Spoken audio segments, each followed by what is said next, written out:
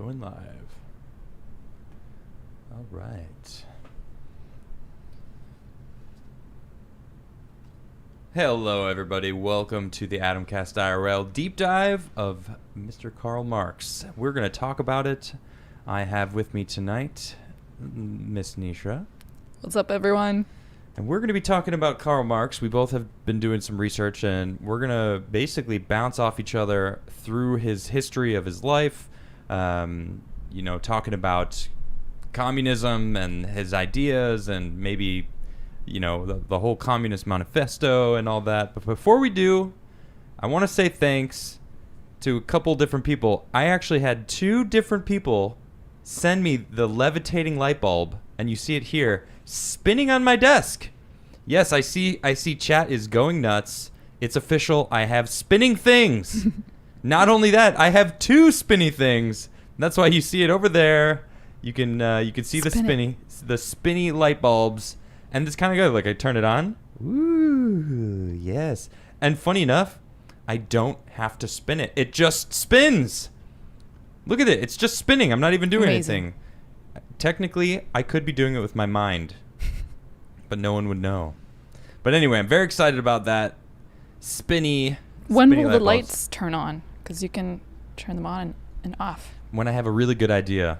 Nice. I'll turn it on and be like, oh, bing, I've got a good idea. I don't know. Anyway, spin the bulb. Someone just said it in, Helix just said it in chat. And I see a lot of people saying it. But you know what? I kind of like it, right? It felt so lacking, not having something to spin. And now I don't even have to spin it. It is now just you have two straight things up to spin. Spinning. Well, I have something for the guest or co-host to spin or turn on. Yeah, very nice, very nice. Bing, bing, bing, bing, bing, bing, bing, bing, bing, bing, bing, bing, bing. But I'm going to keep it off because I kind of look, it actually warps my hand. It's kind of trippy. Very nice. Anyway, now that we got thanks that. for sending those to whoever. Whoever sent those, very cool. Thank you so much. It's pretty nice. It didn't feel complete, my desk here, without something to spin, or at least something spinning. So it is official.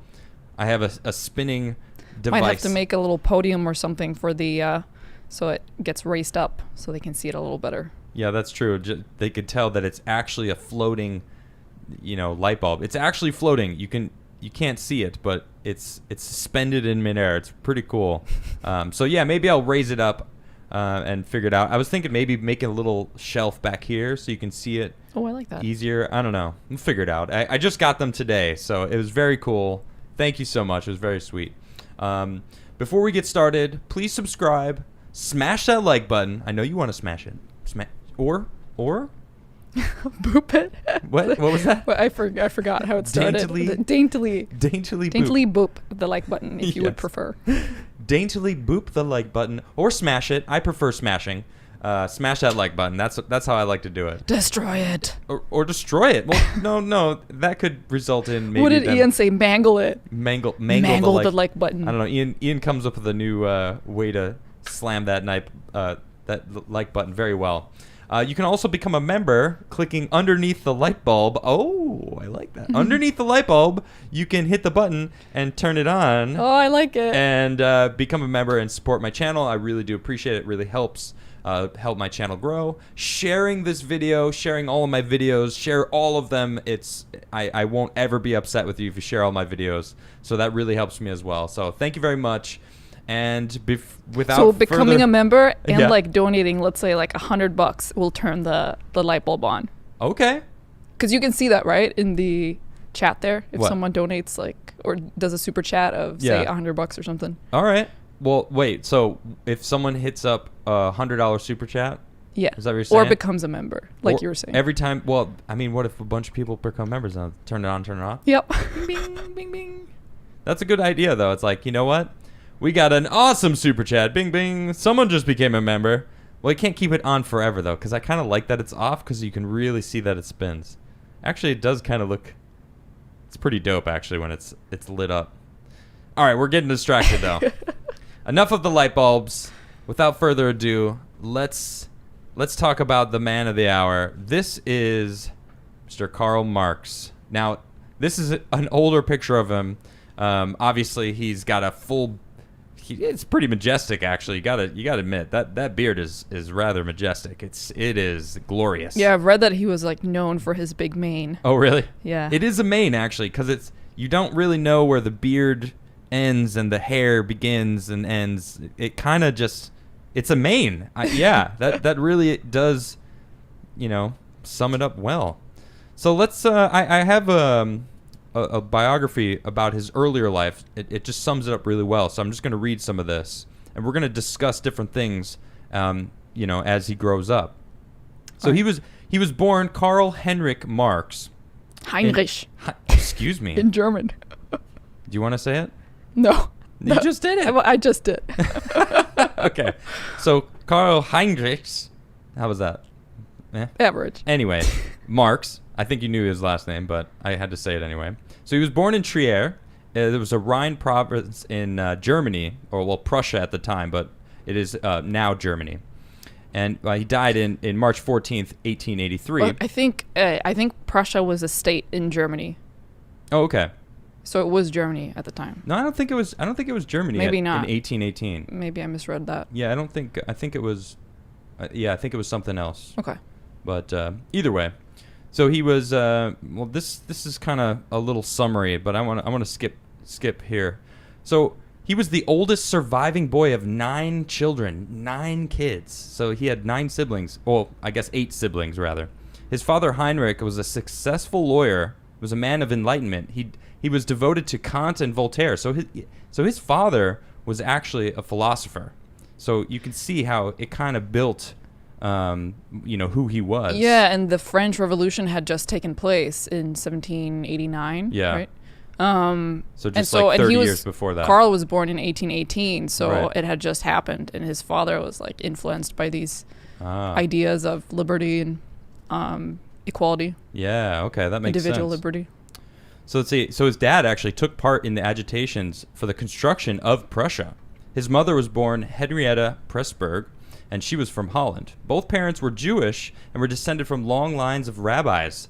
But a year or so before Karl was born, his father, probably because his professional career required it, was baptized by evangelical established church. You were telling me about that. Yeah, so I have a thing about that. I was watching a documentary about Karl, Yeah. and they were saying that, I don't know if it was the Prussian state had just become a thing, but because he was Jewish, he was not allowed to continue to be a lawyer. Like Jewish people were not, they didn't have the same rights as other people. So in order for him to continue being a lawyer, he had to convert to Christianity. Interesting. So it seems his dad did the same thing before he was even born, a year before he was born. Wow. Wait, what do you mean his dad did the same Well, that's thing? what it says. It says his dad was baptized by an evangelical church. Yeah, that's what I was talking about. Oh, you were talking The about dad. Karl's dad. Yes. Heinrich. Heinrich. Yeah. Heinrich. Is it Risch? Heinrich? Heinrich. Yeah. Nah, I can't say it like that, but that's... Yeah, I studied some German. Oh, very nice, very nice. All right, so Karl was actually baptized when he was 6. Although, as a youth, Karl was influenced less by religion than by critical and sometimes radical social policies of the Enlightenment. His Jewish background exposed him to prejudice and discrimination. That may have led him to question the role of religion in society and contributed to his desire for social change. It's interesting because later on, he actually, like in letters between him and his best friend, there's a lot of, they don't speak highly of Jewish people. Really? They kind of shit talk them a bit. But he was Jewish, wasn't he? Yeah.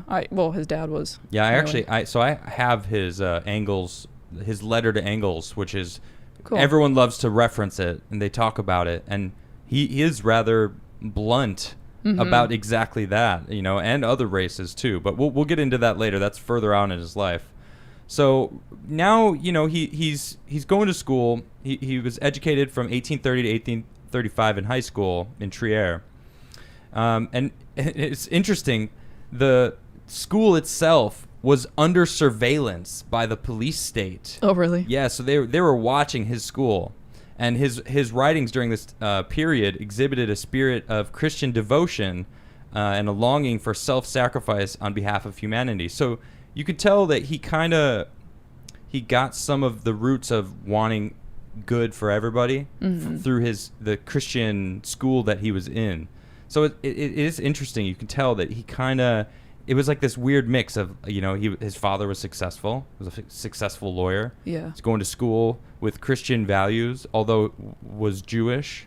So And he idolized his dad. He did. He went on to study law originally. Karl Marx did? Yes. Ah, okay, interesting. So let's see. In October in 1835, he matriculated at the University of Bonn. The courses he attended were exclusively in humanities, in subjects such as Greek and Roman mythology and the history of art.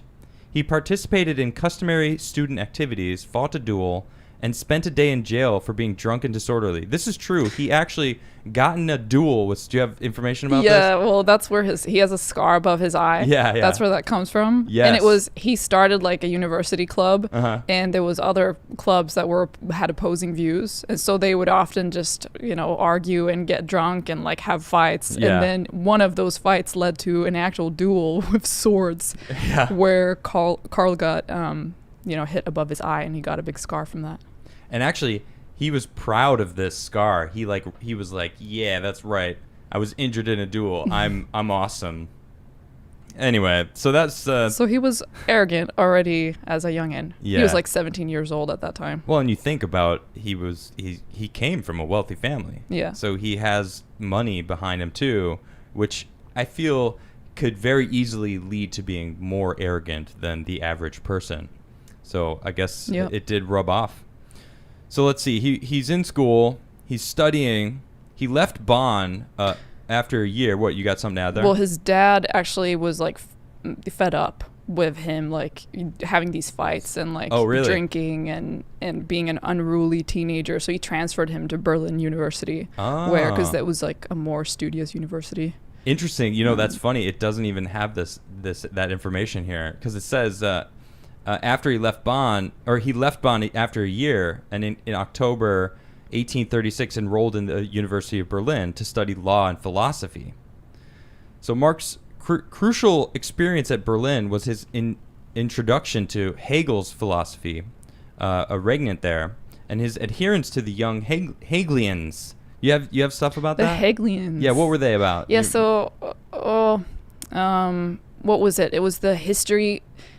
He was a professor at the university who had like recently passed away, and a bunch of the students were like really devoted to his ideas, which were about like the history of, let me see if I wrote it down. It's like a gradual unfolding of freedom and of reason. It was like ideas related to that.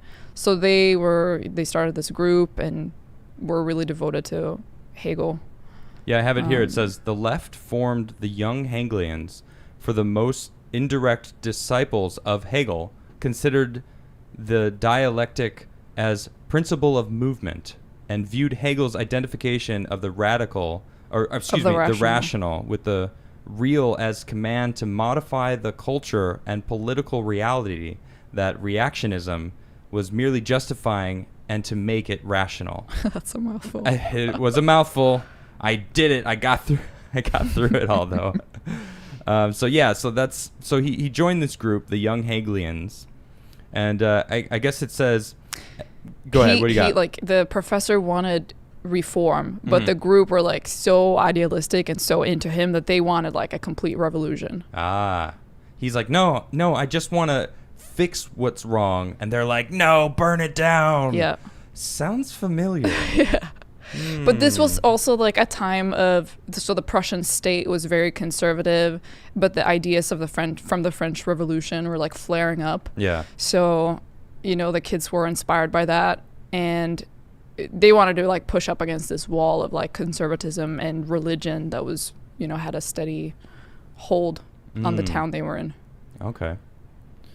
So let's see. Well, it says here, at first he felt repugnance towards Hegel's doctrines. When Marx fell sick, it was partially, as he wrote this to his father, from intense vexation at having to make an idol of a view I detested. So he actually detested Hegel's work. Interesting. The Hegelian pressure from the revolutionary student culture was powerful, however, and Marx joined a society called the Doctor Club, whose members were intensely involved in the new literature and philosophical movement. Their chief figure was Bruno Bauer, a young lecturer in theology who was developing the idea that the Christian Gospels were a record not of history, but of human fantasies arising from emotional needs that Jesus had not been a historical person. Marx enrolled in a course of lectures given by Bauer on the prophet Isaiah. Bauer taught that a new social catastrophe, more tremendous than that of the advent of Christianity, was in the making. Young Hegelians began moving rapidly towards atheism and also talked vaguely of political action. So you can see this was kind of like, building this groundwork of restructuring society. I wonder if, Hegel just wanted to reform, and he was part of this group that wanted to burn it down. Yeah. And there's a quote I actually have written from this. It's fitting. I don't know when he wrote this, but it says, he said, of course, in the beginning of communism, I know this is later, but it kind of feels perfect for this. He says, communism cannot be affected except by the means of despotic inroads, which is just totalitarian takeover, essentially. And he said, it can only be attained by forcible overthrowing all of existing social conditions. And I was like, wow, that's so.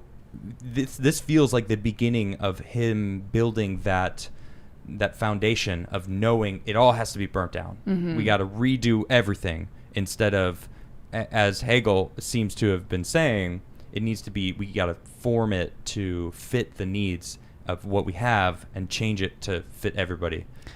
Yeah, and because religion was, so ingrained in people's lives, like he thought the biggest obstacle to human progress was religion.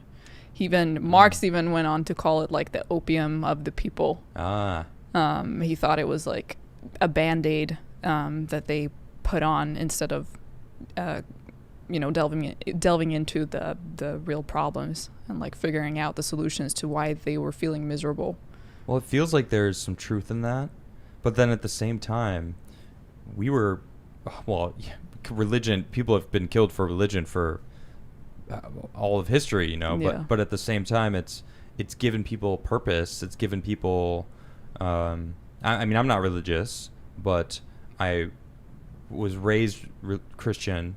I went to church as a kid, and I remember the community feel and the love that I got from other people just because I was there, and there's, I don't know, I feel like there's a benefit to it, but also I feel like that there is some truth in that it is kind of an opium of the masses. Mm-hmm. So, but anyway. I wonder if he was clearly influenced by his dad a lot, and the fact that his father had to convert his religion to Christianity, I wonder if that played a part in him condemning Christianity. True. Well, because his family came from a long line of rabbis, right? So they've been traditionally Jewish in his family, not only just practicing, but actually being rabbis, and which is, I guess, like the preacher of the Jewish. Mm-hmm. I don't know exactly too much about it, but we're kind of getting ahead of ourselves now into his philosophy side. So let's bring us back. Let's bring us back. So the Prussian government, fearful of subversion latent in the young Hegelians, soon undertook to drive them from the universities. Bauer was dismissed from his post in 1839, Marx's most intimate friend of this period. Adolf Rutenberg, an older journalist who had served a prison sentence for his political radicalism, pressed for a deeper social involvement. By 1841, the young Hegelians had become left Republicans. Marx's studies, meanwhile, were lagging. Urged by his friends, he submitted a doctoral dissertation to the University of Jena, which was known to be lax in its academic requirements, and received his degree in April 1841. His thesis analyzed, in a Hegelian fashion, the difference between the natural philosophies of Democritus and Epicurus. More distinctly, it sounded a note of Promethean defiance. And then there's a clip from it. It says, philosophy makes no secret of it. Prometheus's admission, in sooth all gods I hate, is its own admission its own motto against all gods. Prometheus is the noblest saint and martyr in the calendar of philosophy. Interesting. So in 1841, Marx, together with Young Hegelians, was much more influenced by the publication of Das Wesen des Christentums. Das Wesen des Christentums. Oh, that's way better. Thank you for that. And that was by Ludwig Feuerbach. Thank you. I should just have you say all of those. I can read if you want. Yeah, why don't you take over? Okay. Its author, to Marx's mind, successfully criticized Hegel, an idealist who believed that matter or existence was inferior to and dependent upon mind or spirit, from the opposite or materialist standpoint, showing how the absolute spirit was a projection of the real man standing on the foundations of nature. Henceforth, Marx's philosophical efforts were toward a combination of Hegel's dialectic, the idea that all things are in continual process of change, resulting from the conflicts between their contradictory aspects. Can you scroll down for me, please? Sure. With Feuerbach's materialism, which placed material conditions above ideas. So I was just making your, trying to do some editing on the fly. Sorry about that. That's okay. So, if we're done with his university time, because after this is when he moves. Yeah, tell us what happens after he gets out. He becomes a journalist, basically. Right. What was the name of that paper that he worked for? The Rhineland News.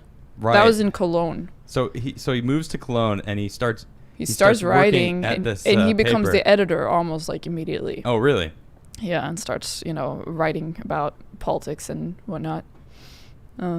Yeah, and I actually have it here. So since he then took for granted the existence of absolute moral standards and universal principles of ethics, he condemned censorship as a moral evil that entailed spying into people's minds and hearts, and assigned to weak and malevolent mortal powers that presupposed an omniscient mind. Wow, another long-winded there. He believed that censorship could only have evil consequences.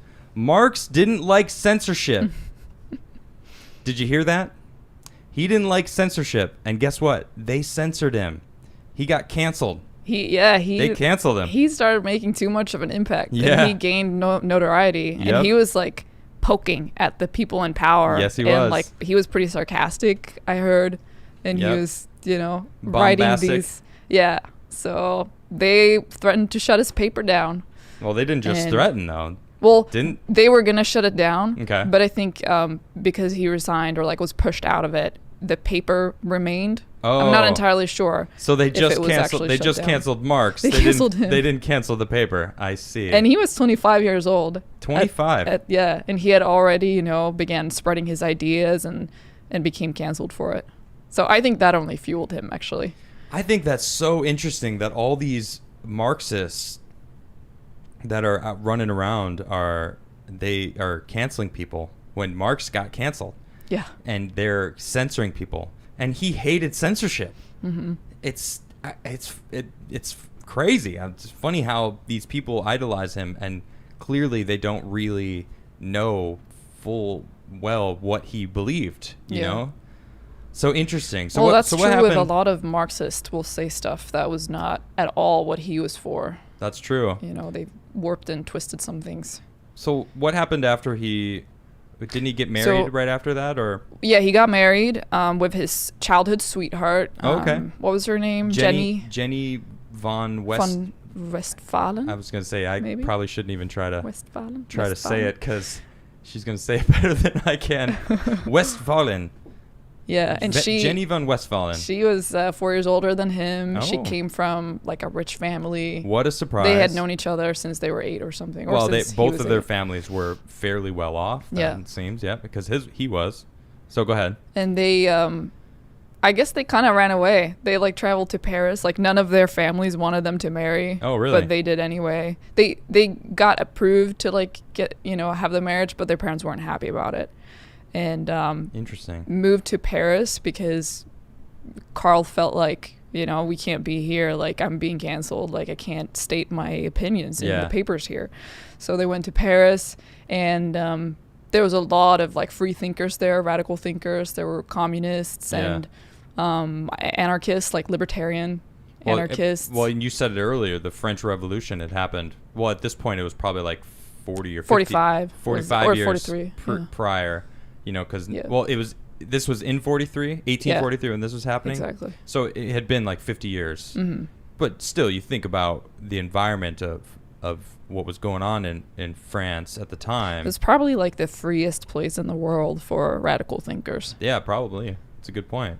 Well, here it says, in Paris, after he moved there, Marx became a revolutionary and a communist and begun to associate with communist societies of French and German working men. Mm-hmm. Their ideas were, in his view, utterly crude and unintelligent, but their character moved him. The brotherhood of man is no mere phrase with them, but a fact of life, and the nobility of man shines upon us for their work-hardened bodies. This is a quote from him I was just reading. So he wrote this in, it says so-called... Philosophische Manuskripte. Oh, here it's in English. Oh, there we go. Much better. Economic and Philosophic Manuscript of 1844. There, I nailed that. Yeah, you did. Nailed it. So it says these manuscripts were not published for some 100 years, but they were influential because they show the humanistic side of Marx's later historical and economic theories. So the German-French yearbooks proved short-lived, but through their publication, Marx befriended Friedrich Engels. So this is how he actually met Engels. Well, he had met him once before. Oh, yeah. But where did they first meet? I don't know where they met, but I know they had met once before, but not become friends or whatever. But then they started hanging out in the same groups. Interesting. And because Marx spent like the first year just hanging out at bars, like smoking, drinking, and discussing politics and, and writing, obviously. Well, yeah, he wrote his whole life basically, right? Just nonstop. That's like all he ever did. Just loved to write. Smoking and writing. Smoking and drinking a lot too. I know some people like that. Mm-hmm. So this is when he befriended Engels then, and who was a contributor. Engels is like, he's going to become like the most important person in his life, basically. Yeah, definitely. Like lifelong friend, contributor. The only person that Karl was ever able to like feel like he was somewhat of an equal with. He looked down on everyone else and considered everyone else's ideas kind of like, not good. Oh, great. But he was able to speak truthfully, he felt like, with Engels. Right on. So that's how that started, their lifelong friendship. All right. And actually, it's kind of funny too, because Engels, his money was the reason why, Marx was able to continue writing for basically his entire life. Just because of Engels' his rich friend Engels. Yeah, and at times later on, I don't want to jump ahead too much, but at times Friedrich Engels went to work just so that he could be funding Karl Marx's writing. Oh, really? So he worked just to make more money. Yeah, he worked to give the money to Engels Karl. Like from a rich family also? Didn't he have like his dad had he was a stakeholder in like two companies in two different countries, and he had like half of both the companies. A textile in the textile industry, I think. So Engels was well off already. Yeah. All right. But like neither of their parents wanted to continue giving money to them, because at this point, like, the kids were like growing up, they were like becoming, 25 to 30 years old, and they still wouldn't get any proper jobs. They still wouldn't, start working. Like, well, they were working, but they were writing the whole time and discussing politics. Okay. So their parents were like, no, we're not going to give you any more money. So wait a minute. Hold on. We got rich families. 25-year-old millennials. Let's just call them as it is. This is they're basically millennials complaining about the way the world is when they're themselves well off. Yes. That's exactly how it was. Sure sounds really familiar. Yeah. Man. No wonder why these people like it's so funny. Someone just said it. They're the original millennials. That is exactly it. Mm-hmm. They didn't want to work. They wanted it to be. They're like, oh man, They were pointing fingers. They were like putting the blame on like these are the issues, and then never to themselves. Never owned up to their own. In my opinion, that just sound familiar? Yeah, nonstop. I mean, they wanted to be, and he looked down on other people. Yeah, he was like, very arrogant. all of you don't know anything, you know. So to be fair, he was super smart. Like he was genius level, you know, way above genius level. Smart. So he probably did feel like a lot of people around him were just, oh, they don't even understand what I'm saying. Yeah, and that's why he kind of like isolated himself and just wrote all the time. Yep. All right, so he befriends Engels, a contributor who was to become a lifelong collaborator, and in their pages appeared Marx's article Toward the Critique of the Hegelian Philosophy of the Right, with its oft-quoted assertion that religion is the opium of the people, as you mentioned earlier. Yeah. It was there, too, that he first raised the call for an uprising of the proletariat, to realize the conceptions of philosophy. Once more, however, the Prussian government intervened against Marx, and he was expelled from France and left for Brussels. So they kicked him out of France. But this is not yet, though. This is after they published their writings first. Which writings, though? What's it called? The Communist Handbook or... Oh, the manifesto? Yeah, the manifesto. Mm-hmm. Oh, I thought that was in London that they did that. Let me double check my notes. All right, so, well, either way... They kicked him out. So this guy has been getting canceled left and right. Yeah. Dude, they were like, get out of here. We don't want you in Germany. He's like, I don't want to be here anyway. They're canceling me. He goes to France, and then they kick him out. He gets expelled from France and then goes to Brussels. And I guess Engels follows him. Oh, yeah, I was wrong. In February. It was in Brussels. In Brussels is where they... Yeah, so they're heading to Brussels now. Yeah. And he had just had a daughter. Oh, okay. Oh, right, because he was married. Mm-hmm. So was they that just his had their daughter? their first kid. In France. Mm-hmm. Okay, so they moved to Belgium, and in February in 1845 he moves. Well, I would say moved, but he got kicked out of France, so he really didn't have a choice. He was ordered out of the country by the French authorities. The French authorities because the said, Prussian leave. spies like went and called them and were like. Telling them basically the danger of the ideas that Marx were writing about. Yeah. And we're like, you don't want him here. You don't want him in here. And they're like, yep, he's got to go. And it's funny because you said that was probably the freest place to talk about ideas. Right? And they were like, they're like, no, this guy's too much for us. You got to get out of here. But Brussels, they accepted refugees like political asylum. Oh, okay. So that's what he got there. So that year in Belgium, he actually renounced his Prussian nationality, and I guess he became a Brussels citizen. But he didn't get a citizenship. He didn't. He was stateless after this point. But the only reason he was I think this is funny. The only reason he was allowed to stay in Brussels was he signed a pledge to not write anything that would stir up like dissent. Are you serious? Yeah. So he had to, promise he was not going to spread his ideas, basically, which he did anyway. So wait, but that's when he started working on the Communist Manifesto. I think that Brussels? was a little later. Okay, but he had signed something saying that he couldn't even like stir up the masses. Yep. That's hilarious. So wait, was that something that the Brussels government forced him to do? They're like, we know what you did over there. Mm-hmm. Those spies over in Prussia. They're like, we'll take us. you in. You can live here, but don't stir up anything here. Yeah. Wow. All right. So, but that's when they started organizing with like the communist network all around Europe, and they started a bunch of groups and were like meeting with people, and like they were not having their intention was not to be quiet. Yeah.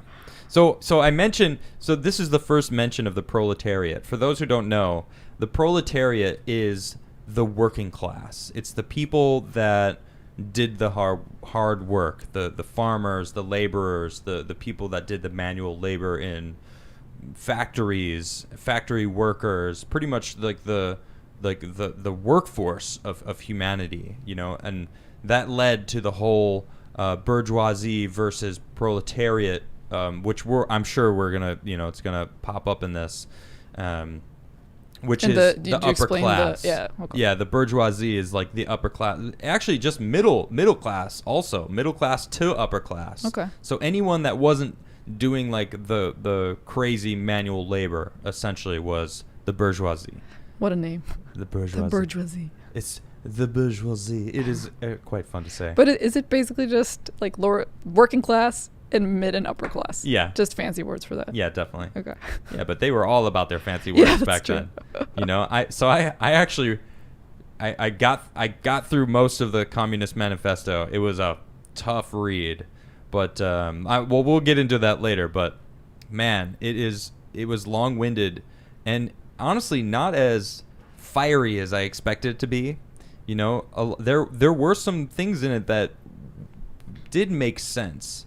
But you know what? I'm getting ahead of myself. Because but this is about to happen actually in the story. So this was 1847, and there was there was food riots all over Europe because there was famine all over Europe. Oh, okay. And so the Communist League they commissioned them to write the Communist Manifesto, and they had 2 weeks to do it. So they wrote it in 2 weeks. Yeah. Wow, I didn't know that. Mm-hmm. Well, it was, they had thought about these ideas and written about them for a long time, so it was not like it was from scratch. Yeah. But they have 2 weeks to put it together. So the League of the Just was the secret communist society. That was the name of the group that commissioned him to write it. And they met in London and decided to formulate a political program. So they sent a representative to Marx to ask him to join the League. And he did. With Engels, they joined it, and they wrote the Communist, or they actually changed the name to the Communist League. And that's when they wrote the manifesto. Interesting. Some of the most infamous and influential political propaganda ever. So you admit it's propaganda? Yeah. I mean, it is. It is. Right? Well, I mean, what is propaganda anyway? You know, is there truth in propaganda? Is propaganda always lies, or is it just stuff that goes against the narrative? Let's look it up. You know? Yeah. I thought it was a political piece that is meant to like convince someone else that you're right, basically. Interesting. So I mean, I might be wrong though. So it's almost like everybody's shouting out propaganda of the other side, you know. I mean, we see that quite often, you know. Look at any political ad is basically just propaganda. Look how bad this other. Yeah. Look at how bad the opponent is. Go ahead, read it. It's basically that. Propaganda is communication that is used primarily to influence an audience and further an agenda, which may not be objective and may be presenting facts selectively to encourage a particular synthesis or perception, or using loaded language to produce an emotional rather than a rational response to the information that is presented. So taking things out of context. So it sounds a lot like what the media Picking does and choosing, every day. And like, that's mainstream we have media, an right? end goal in sight. Yeah. This is the wording we're going to use to make people feel like, that's the way. Wow. So in 1848, they wrote it. 47. No. 1847, they wrote it. 1848, a revolution erupts in Europe. And so the first few months in 1848, France, Italy, Austria, there's a revolution happening. And Marx he's invited back to Paris by a member of the provisional government just in time to avoid expulsion by the Belgian government. Oh, really? I didn't know that. That's hilarious. Dude's getting kicked out of countries. Funny enough, they invited him back to France, but I guess it's the provisional government at the time. So, okay. Governmental powers are shifting and all this stuff's happening. And as the revolution gained in Austria and Germany, Marx returned to the Rhineland, so his homeland. And in Cologne, he advocated a policy of coalition between the working class and the democratic bourgeoisie. Interesting. So he's trying to bring them together. All right. So, let's just keep going. So, and it was opposing, for this reason, the nomination of independent workers candidates for the Frankfurt Assembly, and arguing strenuously against the program for proletarian revolution advocated by the leaders of the Workers' Union. He concurred in Engels' judgment that the Communist Manifesto should be shelved and the Communist League disbanded. So, wow. So he actually was like, this is not, like, he wanted it to be shelved and disband the Communist League. Interesting. Wow. Well, I mean, and you saw, we just said, he was trying to bring the proletariat and the bourgeoisie together in some sense. Mm-hmm. And that's kind of what his teachings, what he wanted. He wanted everyone to be on this even playing field. Yeah. He didn't like that there was like people up above taking advantage of people below, and that's how he saw it. Yeah, which was interesting since he was on the the side that benefited from that situation. Yeah, that's true. Millennials. To sound like millennials. Yeah, I don't get it. They just want to do nothing. Well, should we talk about what it contained, just like in a couple points? Yeah. Bring it up. The manifesto was, I gotta say too, they didn't put their names on it, so I don't know if that was because he wasn't allowed to write anything that he wanted to avoid getting in trouble for that, or if it was because like his ideas have now become this ideology where it seems so much more like an authority when it's like the manifesto and there's no writers. It's just like from the party basically, or it's probably it got commissioned. That's probably why they didn't put the names on it. Yeah. Oh, that's a good point. So you can read the whole Communist Manifesto online. There's a PDF of just the entire thing. I mean, it is long. We're not going to read from it. We're not going to. No, I'm not. I'm not going to read the Communist Manifesto for you right now. But I mean, check it out. You can check it out and read it. And you said you have some bullet points. Yeah, I just put down 4 points. It's possible that I missed something in there, but these seem to be the main things. What's the first one? First one is abolition of property and inheritance. Yeah.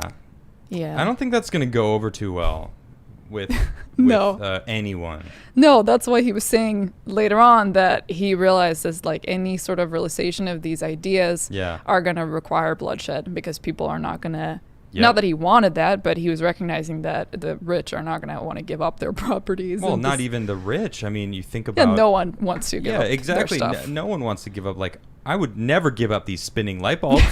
Now that I have these amazing spinning light bulbs that someone got me, look at that. They're spinning and they're floating. You can't see that they're floating, but I'll fix that so you can see it later. So what's number 2? Number 2 is centralization of credit, communication, and transport. So to the state. Centralization meaning the state would control all of that. Yeah. See, this is where I always start to go, I don't like that because I mean, I did a lot of work looking into after his life. All right, what happened?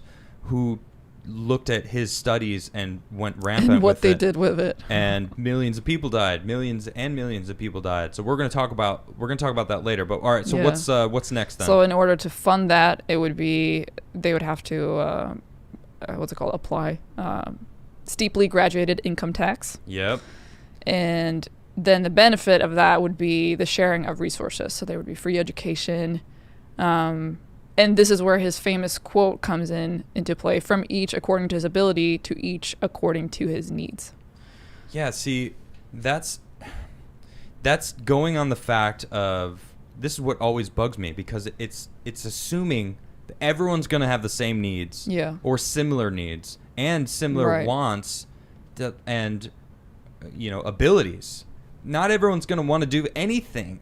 Not everyone's going to want to do whatever is required of them, let alone do anything at all. Yeah, it's very possible. And also, why would anyone want to work extra hard? Right. What's the reason? And get to the top of their profession if they're going to get the same as someone who's not doing that much. Exactly. Yeah, I don't understand how... It's very idealistic. Yeah, so the manifesto, I mean, you can see how... Well, wasn't there a quote that he said... that once he realized that, like, all his research, he was like, all right, actually, like, capitalism, we need capitalism. Didn't he say that it's a part, like, communism is actually an offshoot of capitalism? Well, he thought that capitalism is the state that's required before communism, but communism is like the next phase that should follow. He recognized that communism would not be possible before there was capitalism in a place. Okay. So, but he thought that communism is sort of the natural progression of the how do you say this? The economic society, maybe just kind of the economic system, how it evolves. Yeah, that was the word I couldn't think of. Well, and you know what? It feels like he was kind of ahead of his time, because if you really think about where our future is, not even where we are now. I mean, we just found out early in the week on the show, we talked about how they're 3D printing molecules. We're figuring out how to make carbohydrates from the sun, artificial photosynthesis. So these things are, we're moving towards this automation of almost everything. Yeah. You know, so, you know, the communism that has been over the past 100 years has been terrible, but everyone likes to go, well, what about Star Trek? What about the Star Trek future with replicators, and you just can print everything? And if that's the case, then you really can have a lot of these ideals from the manifesto that they talk about, you know, without running into any of the hiccups. But we're not there yet, though. Same could be, you know, true for capitalism. Okay. Because some of the issues that he pointed out, the flaws with capitalism, like one, for instance, is, what did he say? That basically capitalism has inherently in itself built in that you must have, like, resources has to be, I forget mind or basically like it's using labor, and it is assuming that labor will be more and more available, right, which is not the case when that labor is people. Right. And so, exactly. But today, like, when we have more and more machines taking over, more and more automation, it would probably be easier. Right. So we're moving in a direction that I see it happening. My brain farted there. No, that's fine. This is I mean, there's a lot, you know, getting into the psychology and philosophy of what Marx believed in. Honestly, I kind of wanted to work through his life first before we get into it, but I mean, his life is riddled with this stuff, you know, so as you can kind of see how a lot of these things have come to, you know, where they are now. So I mean, I find it really interesting that he kind of wanted to put that book on the shelf. Like, yeah. I could see that this isn't going to work. You know, he even talked about how a lot of his work, by the time he was older, it had already kind of, certain issues that he was complaining about solved themselves already through life. It took him too long to, like, put together the research. Yeah, exactly. So as he got older, he was like, oh man, like, all this work that I've done, I see that it's not necessarily false, but before its time. Or you know what I mean? So it's interesting how he himself has talked about how his own work wasn't correct. It wasn't exact. I think, like, a cornerstone of his work, like where he started out, was sort of with, you know, criticism of, actually most of his work was more about the criticism of capitalism rather than the utopia of you know, communistic society. Like, he didn't, as far as I understand, write that much about that, but he was more trying to find the faults in capitalism. And the first thing that he, like, figured out, or like that was his main point, was that capitalism is intrinsically exploitative. Yeah. So it will always, you know, use the people, the what did they call it? The proletariat? Proletarians, yeah. It will use them, and the more you can use them, the bigger profit you get. And that's true. Why it works. So that was, like, his main point. And that, I think, he stuck with till the end. Okay. But I might be wrong. I mean, and it makes sense too. You know, well, so let's just get into his life again. So right now he's back in Prussia. There was revolts in Europe. Right there, he basically just made it back there, and he's starting his own. Let me see, where is this? So when the King of Prussia dissolved the Prussian Assembly in Berlin, Marx called for arms and men to help the resistance. So he straight up like started going at him. So the bourgeoisie liberals withdrew their support for Marx's newspaper, and he himself was indicated in several charges, including advocacy of non-payment of taxes. What is indicted? What's indicted?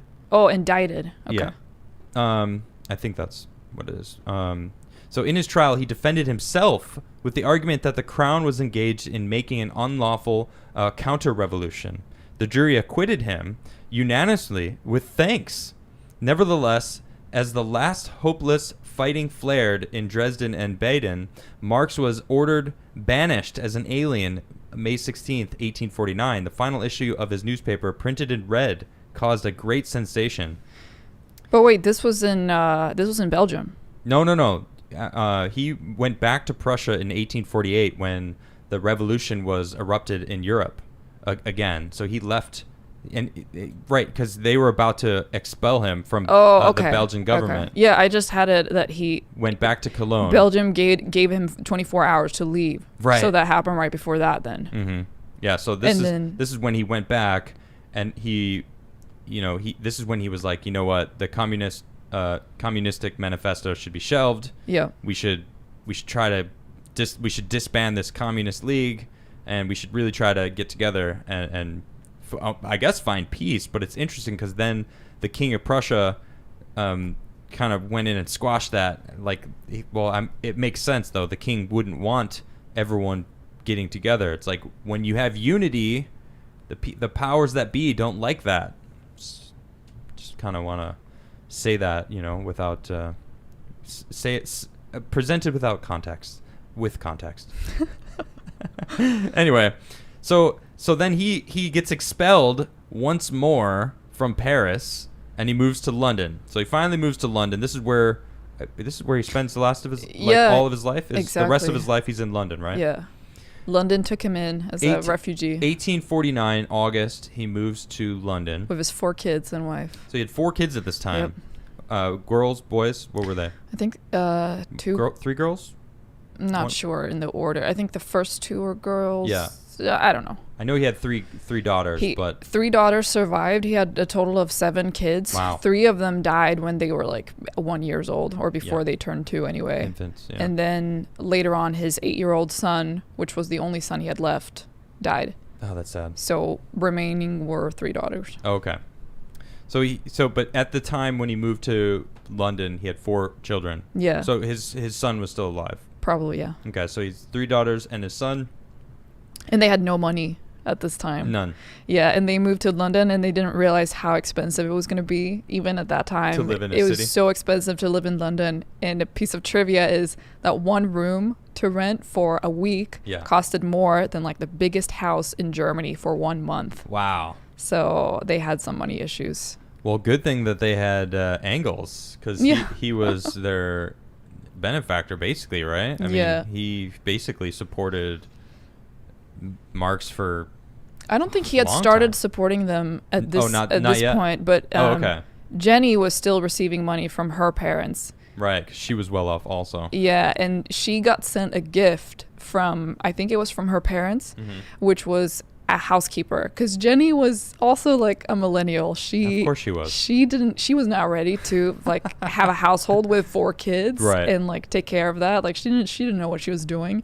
So they sent her a maid called Helen. Write down her last name. That's right. Helen, and she was the maid Helen. Yeah, the maid Helen, and there's some like juicy stuff about this.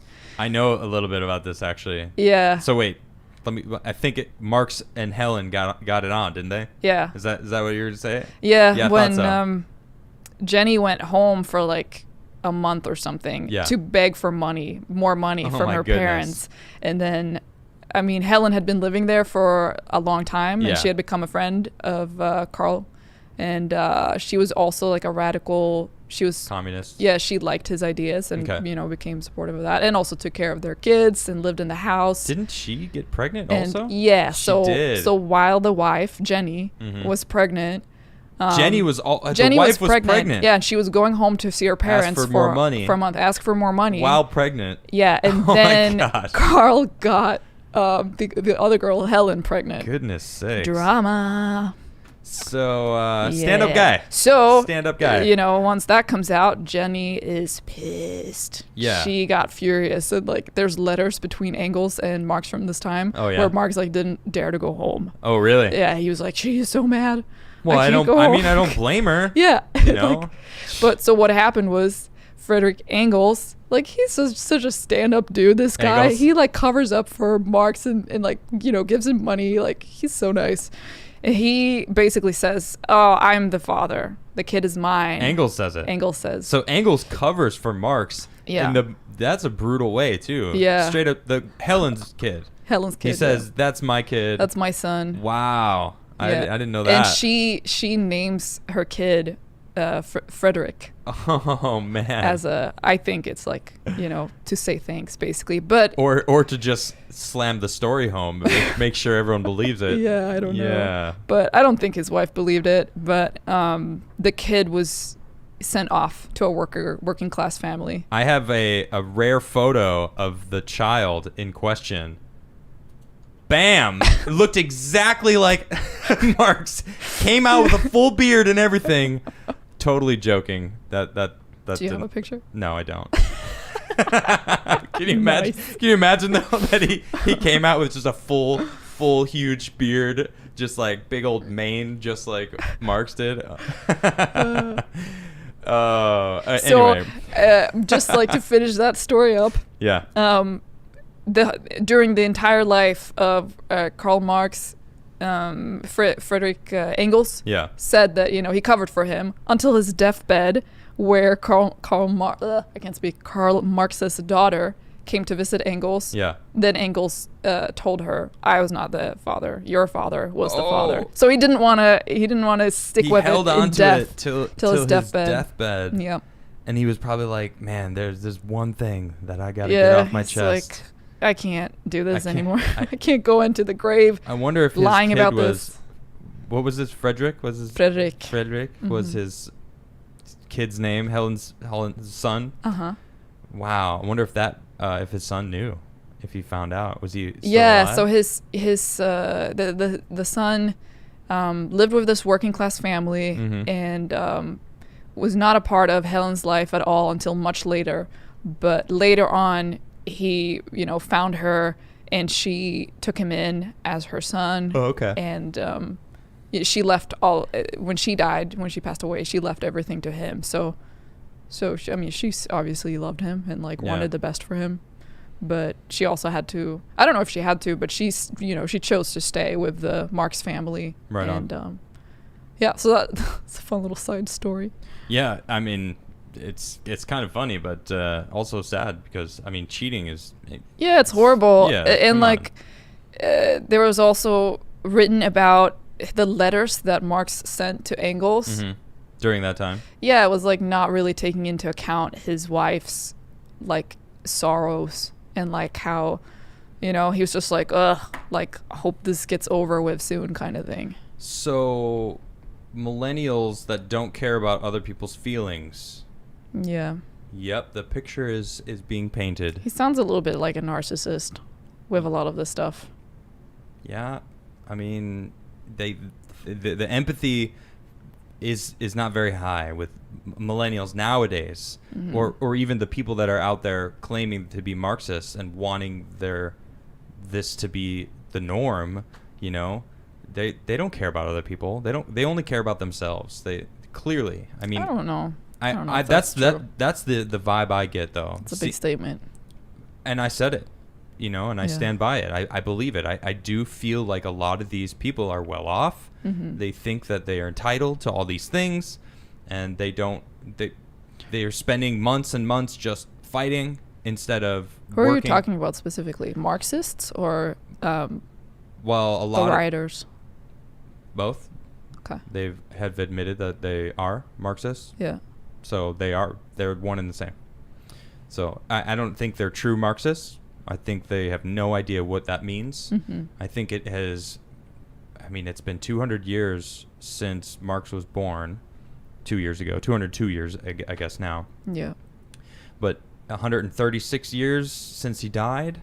And over that 136 years, his message of, I mean, even himself hated censorship. He'd been censored all the time. Yeah. You know, he'd been moved around because his own ideas he realized weren't even accurate. Like he realized that, okay, actually I was wrong. Like, Yeah. I'm starting to see this. Which is like a staple of every great thinker. Yeah, that's a good point. That's true. You have to be able to see that you're wrong. Yeah, that's a good point. And he was able to see, though, that everyone else was wrong, too. another standard of great thinkers. And another funny thing, too, is that he hated ideology. Really? He hated ideology. So didn't he say once? I'm pretty sure he said sometime that of all things he's not a Marxist.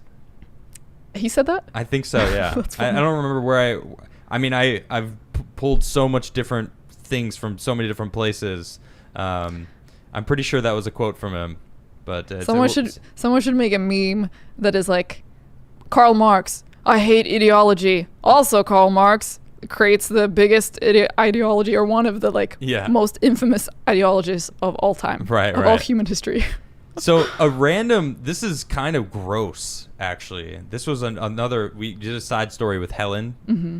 So he suffered from shingles, or no, not shingles. What are they called? Boils? Not just boils. They were it wasn't boils. Carbuncles. What? That's what they're called. They're called carbuncles, and it is so gross. I don't want to show you guys what this is, but I'll tell you what it is and read the definition. A carbuncle is a red, swollen, painful cluster of boils that are connected to each other underneath the skin. A boil is an infection of a hair follicle that has a small collection of pus under the skin. So, and it goes into significantly more detail, but this is, it was poor hygiene, poor overall health, obesity, and all these things led to it. Now, Karl Marx suffered from these horrendously. He had them all over his back. I think it spread to the nether regions later on in his life. This dude was miserable. All under his armpits too. Under his armpits. So this is, my goodness, it is just gross. But during the time they thought this was boils. Yeah. But because they hadn't discovered yet, there's a rare skin condition that they figured out later on that he had, because it's very, the places where he got it is very indicative. There's only one skin condition that causes this. Interesting. I wrote it down. It's called hidradenitis suppurativa. Huh. And so I don't know if that's related to carbuncles. I don't know what that is. You told us what it is. It sounds similar, but it's not boils. It's... what is it again? More Say it again. severe. Suppurativa. Spittozoa? No. Suppurativa. Yeah, I got it right here. Let's see. Oh! I don't want to see I'm going to show everybody.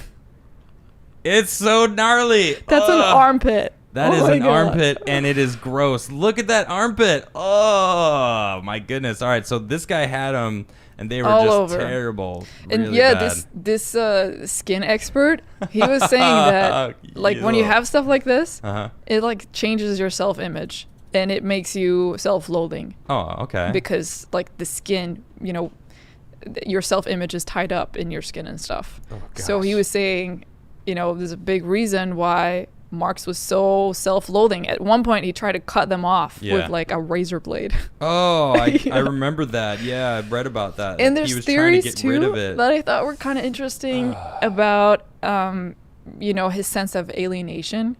He writes a lot about the person, humans feeling alienated. And he had a really, large sense of alienation himself, which might be tied to this skin condition. You know what that makes me think of, though? What? When he's talking about feeling alienated and not having a connection with other people, which is essentially what that is. Yeah. That's what religion gives to people. People like that. If, again, I'm not religious, but I have friends of mine who are religious, and they tell me about their groups and what they do. And it's they can call these people up and they'll come help. They have a nice community outside of their family and friends. You can just have... but to quote the movie I Heart Huckabees, great movie. Religion works for some people, but some people have additional questions. And I think good. Marx was one of them. Yeah. I don't think that religion was enough to satisfy his needs for understanding people. And and understanding the suffering. That was really like at the core of his Yeah. his quest, was to understand the suffering of people Yeah. and why, where it came from. And his conclusion was it comes from capitalism. Well, part of the it's interesting because he always said like the proletarians were the ones that were, being abused and all that. But then if you look at working conditions over the years, I think that kind of led to maybe him realizing that he was kind of wrong on some ideas, because working conditions just shot up. Yeah. Like everyone started, Got better and it better. was cleaner. I mean, I don't know what was the cause of that skin disease. I guess it was, as you said, some people just have it. But hygiene and the birth of the sewage system, it's like all these things were helping everybody, not just the bourgeoisie. It was like all people were benefiting from it. And like nowadays, think about now where we're at. We don't have monarchies anymore that religion was directly tied into back in the day. But we do still have them. But yes, we do, but they're not the majority. Well, maybe they are actually, but America isn't. America's got a constitution. We the people. We are doing it our own way now. Yeah. We rule. Even Sweden, actually, I have an awesome article that Sweden is like technically a monarchy, but it's not really. No, it's not. It's the royal family is just there to represent the country abroad. I mean, I have an awesome article about it, but I want to talk about it. We keep it's very easy to spin off into philosophy when you're talking about Karl Marx, right? So I feel like we should just finish his life. So he's in London right now. This is 1850, right? I think that's where we left off. Yeah, 1850. He's running out of money all the time. Yeah, he's running out of money. He had like a terrible habit of spending. Like he would get a chunk of money and he would spend it right away. He would be frivolous. Oh. And so even though there was like he had more money coming in than the average family at times, and he just like spent it on being lavish. There's so many similarities between this man and millennials nowadays. I can't help it. It's just ridiculous. Instant gratification. You're not planning for the future. You're not trying to you spend all the money. Oh, I got some money. Let's be gratified. He was so caught up in like his quest and his work and the book he was trying to write. Like he spent so much effort and time on that. Yeah, what was the name of his book? Das Kapital. Das Kapital, right. So I haven't read that, and I don't really know too much about Das Kapital. Do you know what it's about? Well, I just wanted to say first about his life. So he got so sidetracked from life in general. Okay. Like he didn't have any regular eating habits, regular sleeping habits. He barely cleaned himself. Probably, a reason for some of his diseases that he developed. Not sure, but he had liver problems because he was drinking and smoking so much. Actually, I don't know if smoking causes liver problems, but I would assume so. He led like a very destructive sort of lifestyle, and sometimes he wouldn't sleep for like 2 or 3 days. He would just manically write, and then he would sleep through the day. And he didn't lead a very not a conventional life at all. And he wasn't working ever. He was working with his writing. That was his life. Right. And then he started going to the British Museum, and they had a reading room where he spent like I think 14 years or something, 10 years, just spending 14 to 16 hours a day just researching the capitalistic economy. Yeah. Day in and just day out. Nonstop. Mm-hmm. Yeah, so that's basically where he spent the rest of his life in London writing, and he wrote for all sorts of different newspapers sporadically here and there. What else was he doing? And then I think he published the contribution to the critique of political economy in 1859. That was his first book on economic theory. So he actually was doing a lot of research, and I don't know much about that book, but it sounds like he was looking into economics, which is very important when you are trying to make, basically a whole new system of society for human beings. Yeah, it's pretty important. Yeah. Which is interesting because then we think about how he realized how he was misguided, or not necessarily misguided, it's a wrong term, but his earlier works, he realized that they weren't exactly correct.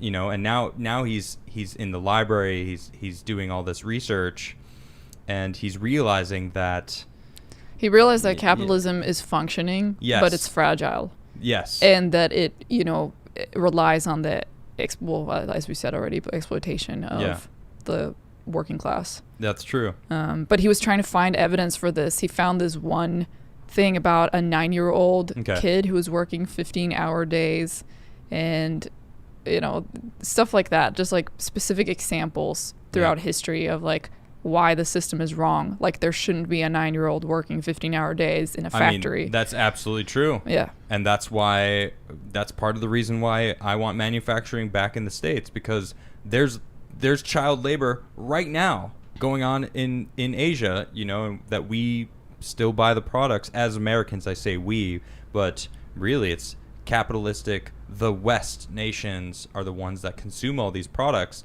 without any care about the 9-year-old that is probably doing the work. I mean, I'm not saying that everyone, every product out there, but that's why manufacturing in America is so important, because we can regulate it all, and we can know that it is a quality product, and we can know that we have environmental protections in place to make it so that we're not destroying the atmosphere. I'm getting sidetracked. I wonder what's going to happen, though, how people are going to take that, because they're not, people here are at large not used to working those kind of jobs for the kind of pay that is necessary to have the products be as cheap as they are.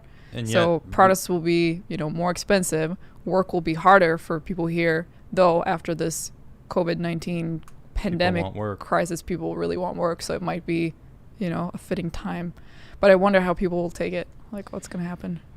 I mean, you're right. I mean, it's interesting. I mean, I feel like with the higher cost of everything, minimum wage is as what it is. The richest make so much profit, and I'm actually in tune with what was the Hegel? What was the guy that he went to high school, or the Engels? No, not Engels. Hold on, I want to get this name right. The group. The first Hegel, George Hegel. The Hegels. Yeah, it was Hegel. Yeah. So what he was showing and talking to everyone is that you had to be delicate, and we had to reform things. Mm-hmm. And I think that that's right. But we need capitalism, because capitalism is the reason why we have all the comforts we have now. Yeah. It is the reason we're going into space. It is the reason why we've advanced as much as we have, because we want to do better than the other person, and therefore it strives people to make better things, instead of, in a communistic world, the status quo is fine across the board, no questions asked. Mm-hmm. So it's interesting. I do feel like capitalism can be dangerous if it runs rampant. But we're not, like, as an American, we're not 100% capitalistic. Yeah. We have our social programs. We have, welfare systems. And I think, I'm a little biased, obviously, because I'm Swedish, but I think Sweden is a pretty good example of taking the best from capitalism and the best from socialism and merging them together, where there's a, pretty widespread social security net, but we have a free economy and free system of trading. So check this out. I actually have an interesting article I found. Is Sweden socialist? No. But the country is, in fact, very pro-capitalism. Yep. But it redistributes the money through taxes.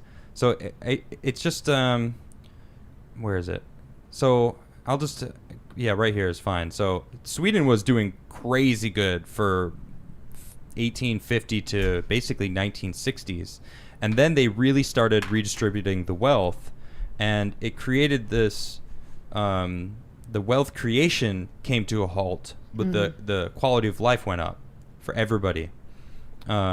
But they were reducing regulation, reducing government spending, reforming their welfare programs, and shrinking their government. And it's continued on that path, which led them a modest rate of growth, not nearly how much as it was. But many view Sweden as socialist, although the country is in fact very pro-capitalism. And it does it with redistribution of taxes. Personal income is taxed 61%. That's a lot. That depends on how much you make. All right, so is that a high number? Yeah. Okay. It goes from, I think, 28%. Uh-huh. Like when I was working in Sweden, I never paid more than 33% of taxes. Okay. So it's 61%. But it has a steep... is the high. Yeah, it depends on how much you make. So the more you make. Yep. Plus a 7% social security tax rate for employees. On top of these taxes, Sweden also has a 25% consumption tax. Is that true? Is that I don't know about is that. that like liquor? Or yeah, like that might be. And actually the government controls those liquor stores, right? Yeah. So you have to buy liquor through the government. Well, through a specific store that is regulated by the government. Yeah. Okay. I think. So I think that's what the consumption tax is. But for these sacrifices in financial freedom, this is what Sweden offers their citizens in benefits: pension, healthcare, unemployment insurance, education through education. PhD level, childcare, very generous leaves of absence with benefits, including education for up to 6 months, starting your own company up to 6 months off, parental leave up to 16 months with 80% of your pay during that time off, 16 public holidays. So this Sweden really is a good example of a balanced system in a sense. It's not communist though. No. You know, it's a capitalistic, socialistic nature or society that works. Yeah, they call it the Nordic model because it's the Nordic model. Yeah, like all the Nordic countries are like that. Have so like Norway, a similar. Yeah. Yeah, they're all okay. So they'll run. So they have similar capitalistic economic systems. Yeah. But they have a widespread sort of social welfare system to rely on. So it feels to me when I see these people that are claiming they're Marxist and they're saying we want reform. No, let's burn the entire system down. We want, they say they want communism. That's basically what the Marxist. Well, the traditional. I say Marxist because it feels like from what we learned about Karl Marx himself, he didn't agree with his original, like the Communist Manifesto. He didn't. Later on I in his didn't know life, that, but you found that somewhere. That he wanted to shelf it and put it away. It's very interesting. It is because it's like he did his research. Mm-hmm. Then he put out a paper of economics. Yeah. I've never heard about that. So I kind of want to see where his thoughts on economy, because that will change my view of him. And honestly, I feel a little bummed because we're doing a deep dive on him, and I feel like that's kind of an important piece of understanding where his mind was later on in life. Well, I mean, all of the philosophies that he's writing about are about economy. Well, yeah, but beforehand it was, we had the bourgeoisie versus the proletariats, and it's totally unfair. We gotta take the whole system and burn it down and start over, And then he grew older. And then he calmed it down. And he got older and realized how expensive living in London. It was expensive to live there.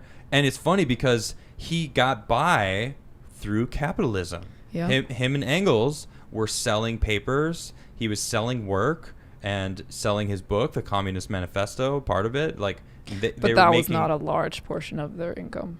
Well, Engels basically supported him, right? Yeah. But still, Engels sold a lot of work himself through capitalism. So he actually survived via this capitalistic system that he hated so much. Yeah, I know, but it's like it's also the only system that's available. There wasn't anything else going on. So how else would he have, I think he would have said to that that he was using the capitalistic system. There was no other system available, and the capitalistic system instilled like desires in him that were like, lavish spending, like,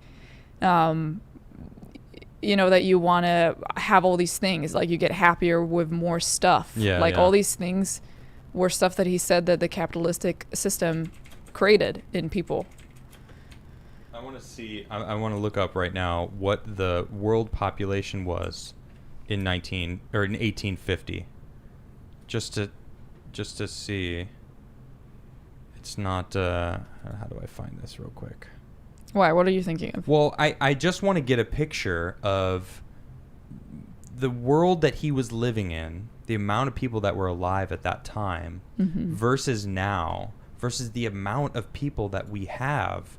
It's significantly different. Like, we are in a plate. Wow. Is that 1.4? 1.2 billion in 1850. So in 1850, this is when he first got to London.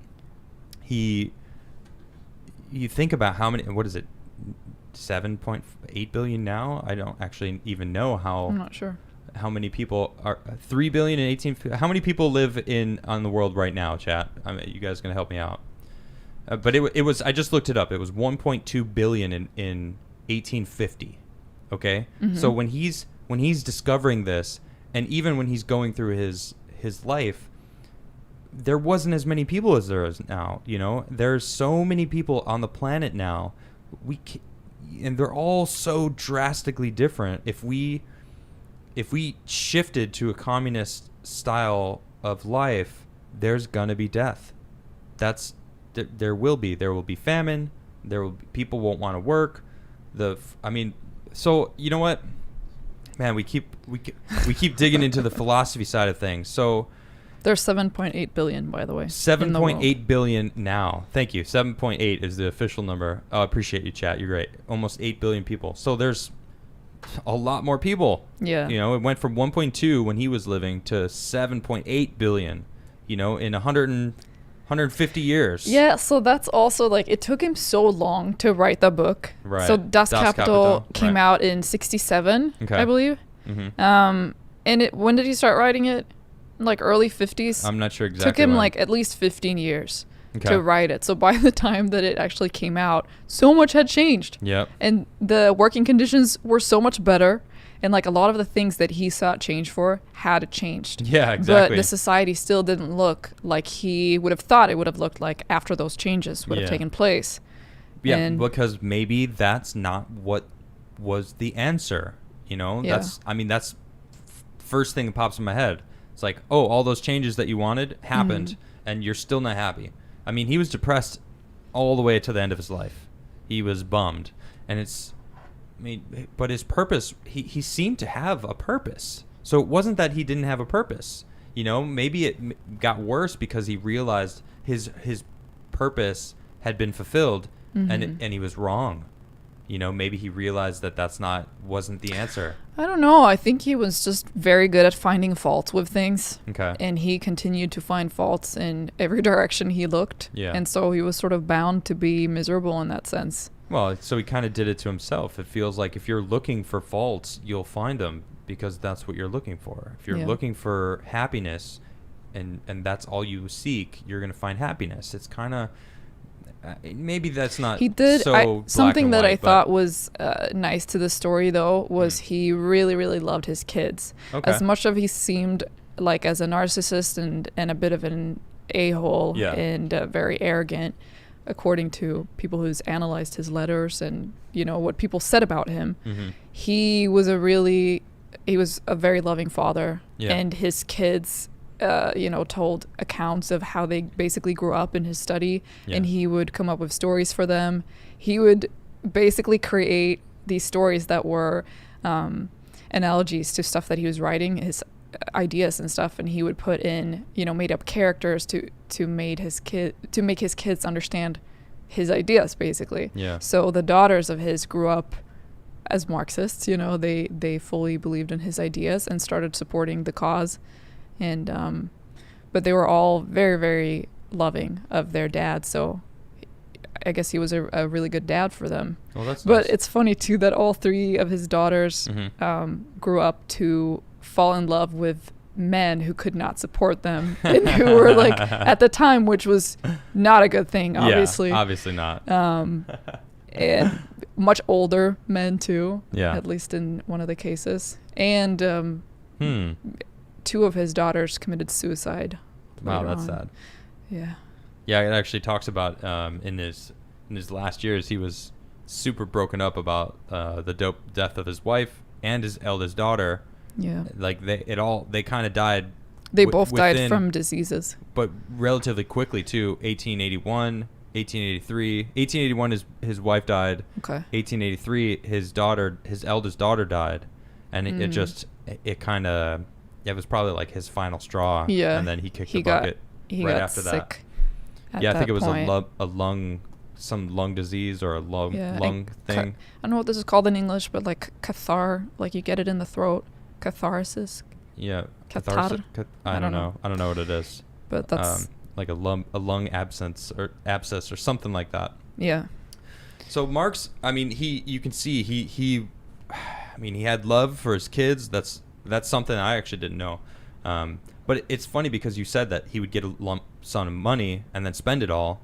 Yeah. But then you also mentioned the other day that he spent it on his kids, but wasted the money though. It wasn't like even when they properly. couldn't pay rent, they would give him and his wife would pay for piano lessons and music dance lessons for their daughters, and they had this sort of, I think because they came from this sort of wealthy place, they wanted to keep up appearances and they wanted to, have their kids be culturally schooled. Okay. But then, even to the expense of not being able to pay rent, which was so irresponsible. Yeah, exactly. It's like, come on. Yeah. So that is, we basically just kind of went through his life there.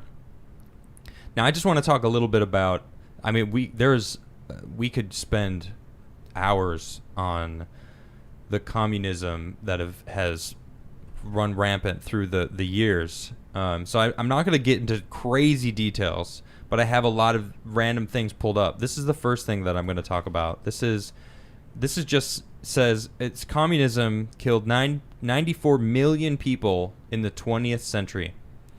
All right, and it goes into it. It gave me this awesome map here. Now this is just all deaths of the 20th century. It's a pretty cool. That's an amazing. You know what it's from? Data. Yeah, probably. Info is beautiful. Data is beautiful. Yeah. So I knew you'd My like favorite this. subreddit. So this is showing all the deaths. Okay, and down here we've got communism, 94 million, 65 million deaths in China. Wow. 20 million in the Soviet Union. Eastern Europe, 1 million post World War II. Afghanistan, 1.5 million. North Korea, 2 million. So these are communistic places that have put in their, honestly, they were Marxists. They honestly worship him. And like China, they still to this day make statues of Marx and put them up. Yeah. Giant statues. They have TV shows trying to portray him as this amazing, awesome founder of communism. And it's funny because he was so much about liberty. He loved liberty. Yeah. He would have hated these authoritarian governments. Right. That was not at all what he was about. Right. It's like all the communists, they say true communism doesn't exist. True communism hasn't been tried. Okay. Even worse. But the problem there is, in his own, one of the points you pointed out with the Communist Manifesto was the power of the state. The power goes to the state to make decisions and all this. There is an assumption there that all people are good, or all people want the good for everyone else. Yeah. That will never be true. Never. There's always going to be someone that wants to steal from you, that would rather take what you have and make them enrich themselves. Yeah. And that's what every single communistic nation that has come after Marx and have used his ideologies, that's what happened. Yep. Look at so I'm just going to run through these here. We got there's just a bunch of Wikipedias. I'm not going to read it all, but I've checked it out. We got Lenin, okay? He took over in 1917, and then the October Revolution, which is the Bolshevik Revolution, and millions of people starved. They killed all the farmers and said, "Here, you can have the farms. Like, let's all do this," and millions of people died. Then we have, now it's Marxism, Leninism. It's now a new term after that. So that happened. Then we got Stalin. I think the way they differ from Marxism is their way of bringing about the communist state. Or rather, like, they're more socialistic states, because socialism is the state in between capitalism and communism. Yeah. And as far as I understand, a true communistic state has never happened. Like, it never got that far. They were more socialistic states. But anyway, like the what is it called? The Leninistic, or the Marxism, Leninism. Yeah. The variant is how they bring about the socialist state. Yeah. Well, I mean, and we've got people like Che Guevara.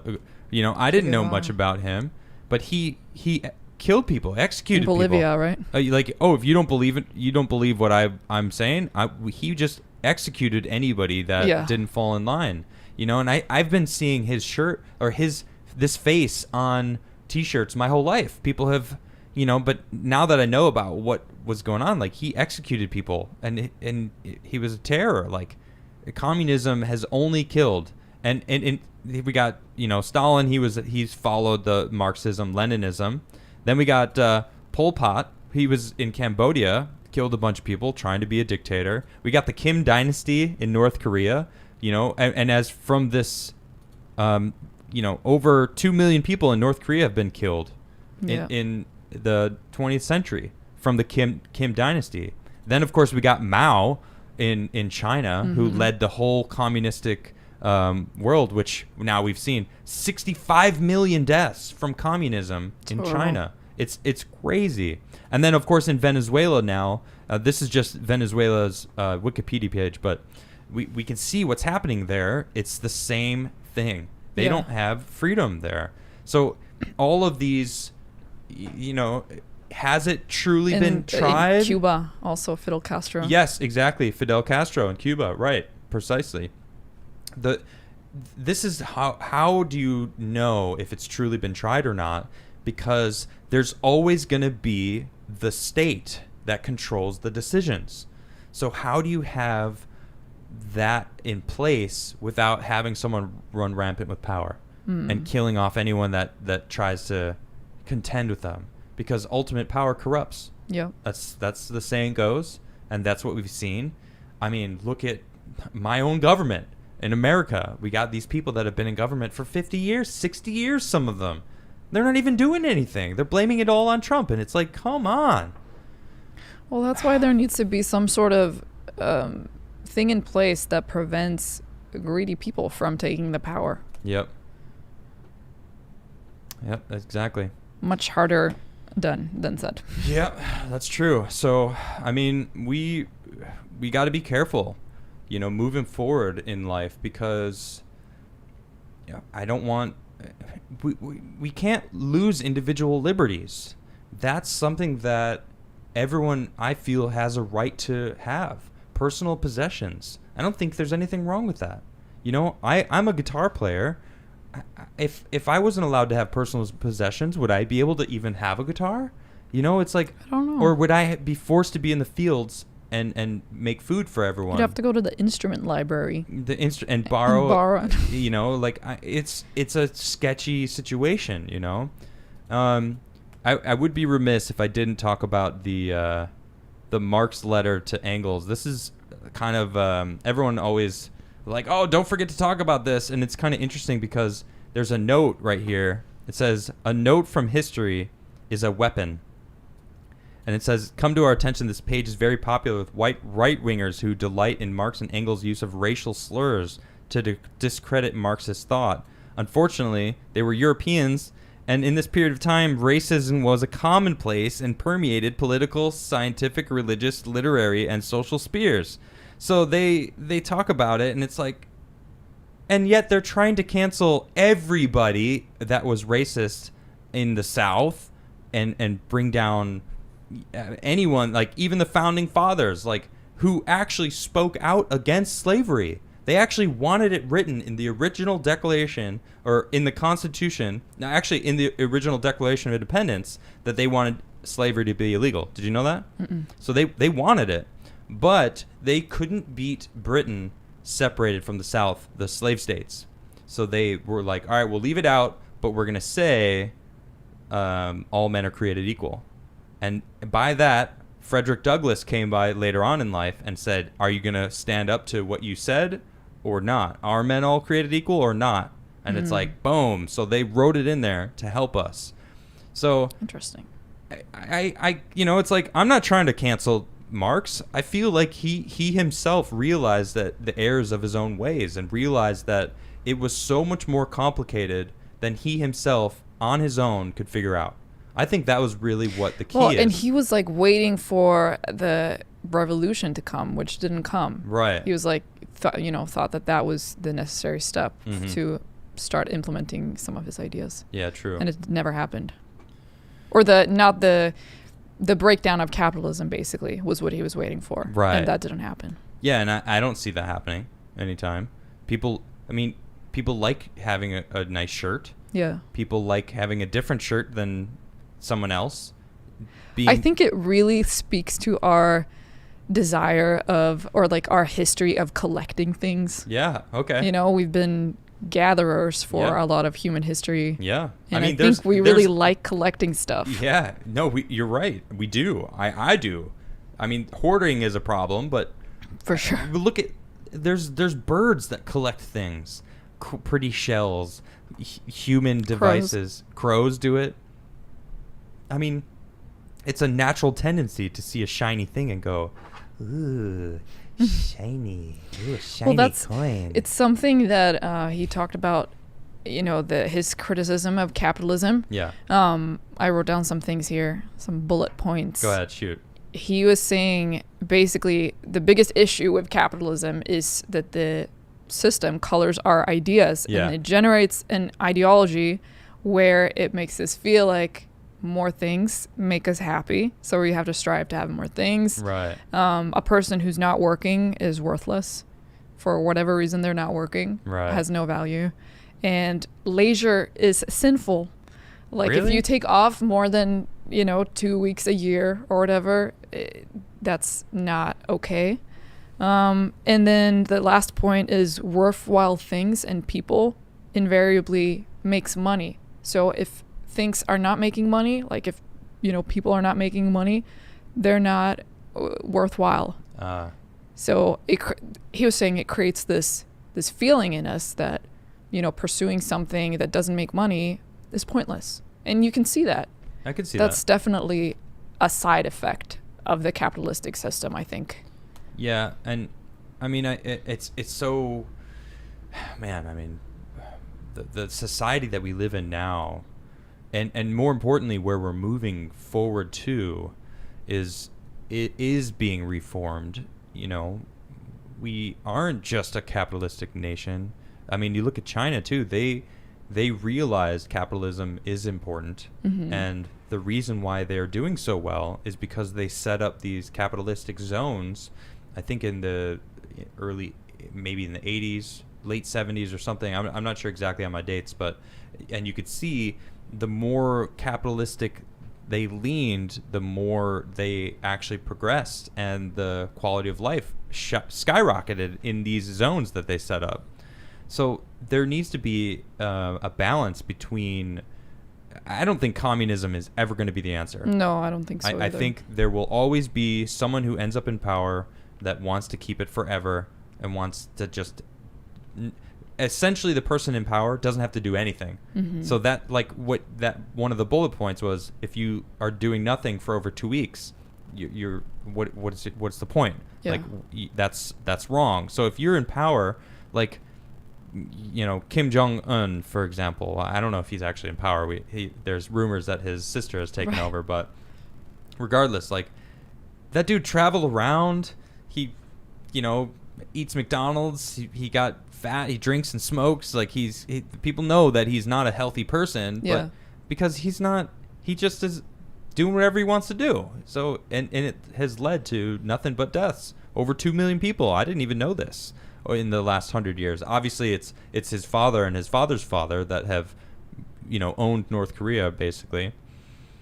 So the problem is greed. Yeah. That's the issue. Collecting. Yeah, communism is way too susceptible to to greedy people taking over. Yes, exactly. Yeah. It's not going to work out. Right. So capitalism, you have to work to earn your keep. You have to create something that other people want to, and so. But I think that's why I like the Swedish way. Yeah. There's something sort of the hybrid. Yeah, there's something about what Sweden is doing. And everyone's like, "Oh, well, Sweden's so small. There's only 10 million people. How can you compare the two?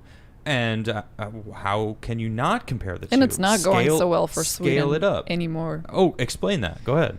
Oh, what do you mean? No, we don't have to get into that right now. Well, I'm interested though, because I feel like it pertains to this. I just feel like I'm not well fine. informed enough to speak about it. Okay, no worries. I mean, but as per the article that I found here, that is talking about what Sweden. Let me see. When was this written? This is from 2 years ago, so 2018. Mm-hmm. But I found it very, very fitting to talk about that because Sweden. A lot of people have said, "Well, look at Sweden. They have healthcare and they have all this stuff," and it's like, yeah, well, they're also taxed. You said 30%. That still seems like quite a lot. Yeah. And you were probably not making that much money, like high. You weren't. Oh well, like, if you get taxed less also if you earn way less. Well, that makes sense. So 14% or something at one point I think I paid. Okay. When I just started working. So the more you make, the more you get taxed. I feel a lot of people want that anyway nowadays. Yeah. California's trying to add the wealth tax. I was never taxed so much that I felt like it was unfair. Like for the benefits I received, I felt like it was totally fair. Yeah. But I think the point about this is just, there's got to be other ways. Like I think Marx served as a good guide to point out the flaws of capitalism and, help thinkers maybe try to improve capitalism because it's obviously going to have to evolve into new times. We got robots now that are, machine learning is like growing. Automation.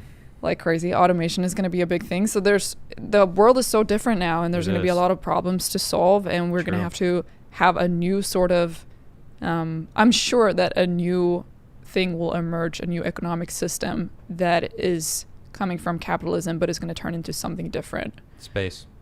It's going to turn into space. No. I'm thinking space. Yeah, space will also revolutionize. We are moving forward. I have a few guests that are coming on this month, or next month. It's still August, but in September I've got someone who's very close to a lot of the future in space travel, and that's so exciting. It is very cool. I'm very excited about it, but we're very close to a Star Trek future, which is interesting to think about what that means. Replicators printed whatever you needed. Even the clothes, they just would have it printed. Like, if I wanted the shirt, I could just be like, boop, boop, boop, boop, and it would print me the shirt, and then, if I don't want this shirt anymore, I go put it in the bin, and the bin deconstructs it and into material to print the next thing. I love that. So, and we know about graphene. They can make graphene out of almost anything made out of carbon. They can break it down to graphene, and now they're making flexible graphene, and next step is them making graphene making anything out of graphene. So and we're printing molecules, 3D printing molecules. We are seriously right in this time of all this stuff becoming reality. And then you think about the average human's purpose in life. Mm-hmm. Yeah, that's actually what I was just thinking about. Right. What is our purpose? What if we don't have to even farm, because there's automated farming now? You know, these warehouse farms that they're called. I don't know. We've lagged behind on that front, sort of the spiritual front of like finding meaning and purpose in our lives. Yeah, exactly. And it's this super new kind important. of world. Right. So what is it going to be? What is our purpose moving forward if everything's taken care of for us? Yeah. Well, everyone needs to be able to feel like they're contributing to something that's bigger than themselves. Exactly. And everyone needs to have real social relationships. Mm-hmm. That's super important. That's true. So maybe our focus will shift more towards like figuring out those problems for everyone. Yeah. Once these other issues are taken care of by technology. Well, that's kind of why I brought up space, because what is the unknown? What do we not know yet? It's out there. It's out in space, you know? So I was a big Star Trek fan. Star Trek, Star Wars, all these, you know, space things. I love it. And now that I'm realizing we haven't explored all of Earth. There's still the Mariana Trench. There's still like deep oceans. We've just found like a 365-year-old shark. You know about the shark? What? Yeah, it's lived for over 300 years. That's amazing. It's a shark in the like the Arctic Ocean. It's really crazy and fugly looking, and but it's cool. But we're getting to the point where we know about everything on Earth. You know, we're starting to understand. No, we're so far from knowing everything on Earth. I feel like. Okay, you know, agree to disagree, but it's going to be quick. Once, like, you know what? I'm going to be the first one to explore that. That everyone's trying to be the first to do something. We've only explored 10% of the oceans. Okay. So the oceans are yet to be explored, and yet we just watched that documentary the other day where they were dumping radioactive waste down into the oceans. Yeah. So it's like we have messed up royally over the past couple hundred years in how we've taken things for granted, how we've just really our energy systems too are antiquated. Like we still run on steam engines. Nuclear reactors are actually just big huge steam engines. That's what they are. And that was like one of the first engine ever made. So we're running on these old systems. So what we really need to do is we need to remake almost everything. So this reform system, like we need to reform everything. We need to give everyone a purpose. That's the most important thing. And I think that's what really Marx was trying to figure out, was how everyone would maintain a purpose and be happy in life. Yeah. So he was saying in the capitalistic system, it's impossible for us to maintain a feeling of like a sense of accomplishment if you're not tied to the product that comes out at the end. If you don't have any sort of self-expression involved in the product, you take away this what he called sense of or essence of self, the human essence. He was saying that humans, what makes us different from other animals is that we are very productive and we produce creatively. He's saying we're innately creative, which I agree with. Yeah, and we can create anything. Yeah, we can create anything, and the way we produce is creative. So like when you don't have a way in your work to express yourself and to be creative, that is going to squander. Is that the word? I don't know English so well. Yep. That's going to squander your feeling of meaning and your sense of purpose. True. And so. Well, and then when you look at what was the purpose of life for humans forever, for 99.999% of our history has just been get shelter and eat food. Get food. No, 3 things. Get shelter, eat food, and proliferate. You know? That's it. That's what our purpose in life was. So if we were able to eat food every day, we were happy. That was it. That's what our purpose was. Like, man, I fed my kids. I popped out 8 more kids so we can work the fields together. That's literally what they did. Yeah. And that was their purpose, was to be successful, and success was having a large family and working your farm and surviving by eating and storing for the winter. Like, that's how we survived. Well, we don't have any of those issues anymore. Yep. So that the new question becomes, what is our purpose? What is our purpose in life? You know, and that's what I like now, going back to these millennials that are out there. They have money already.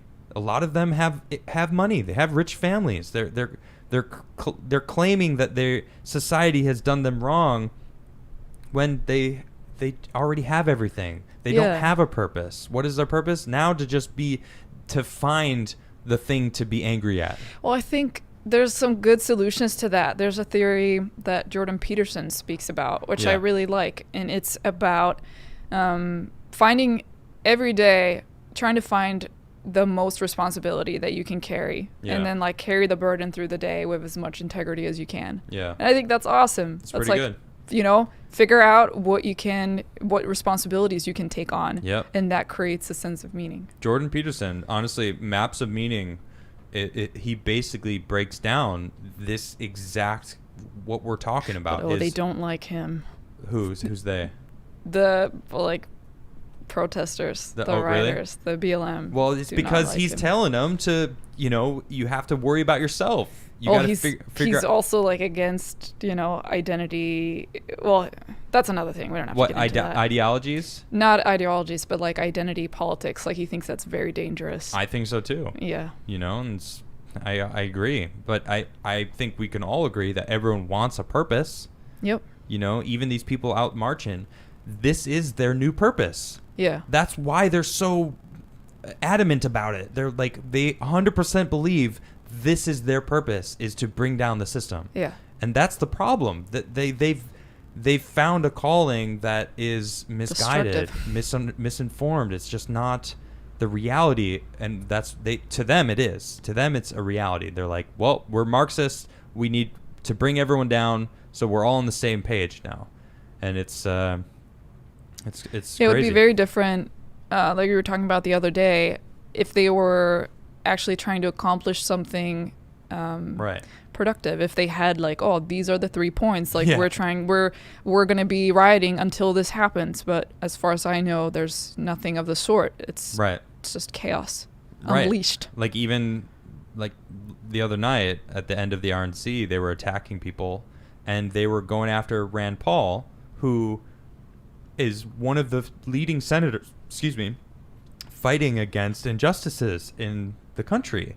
He put forward the Breonna Taylor Act, which is basically making no-knock raids illegal, which they should be illegal. It's making what? Sorry. No-knock raids.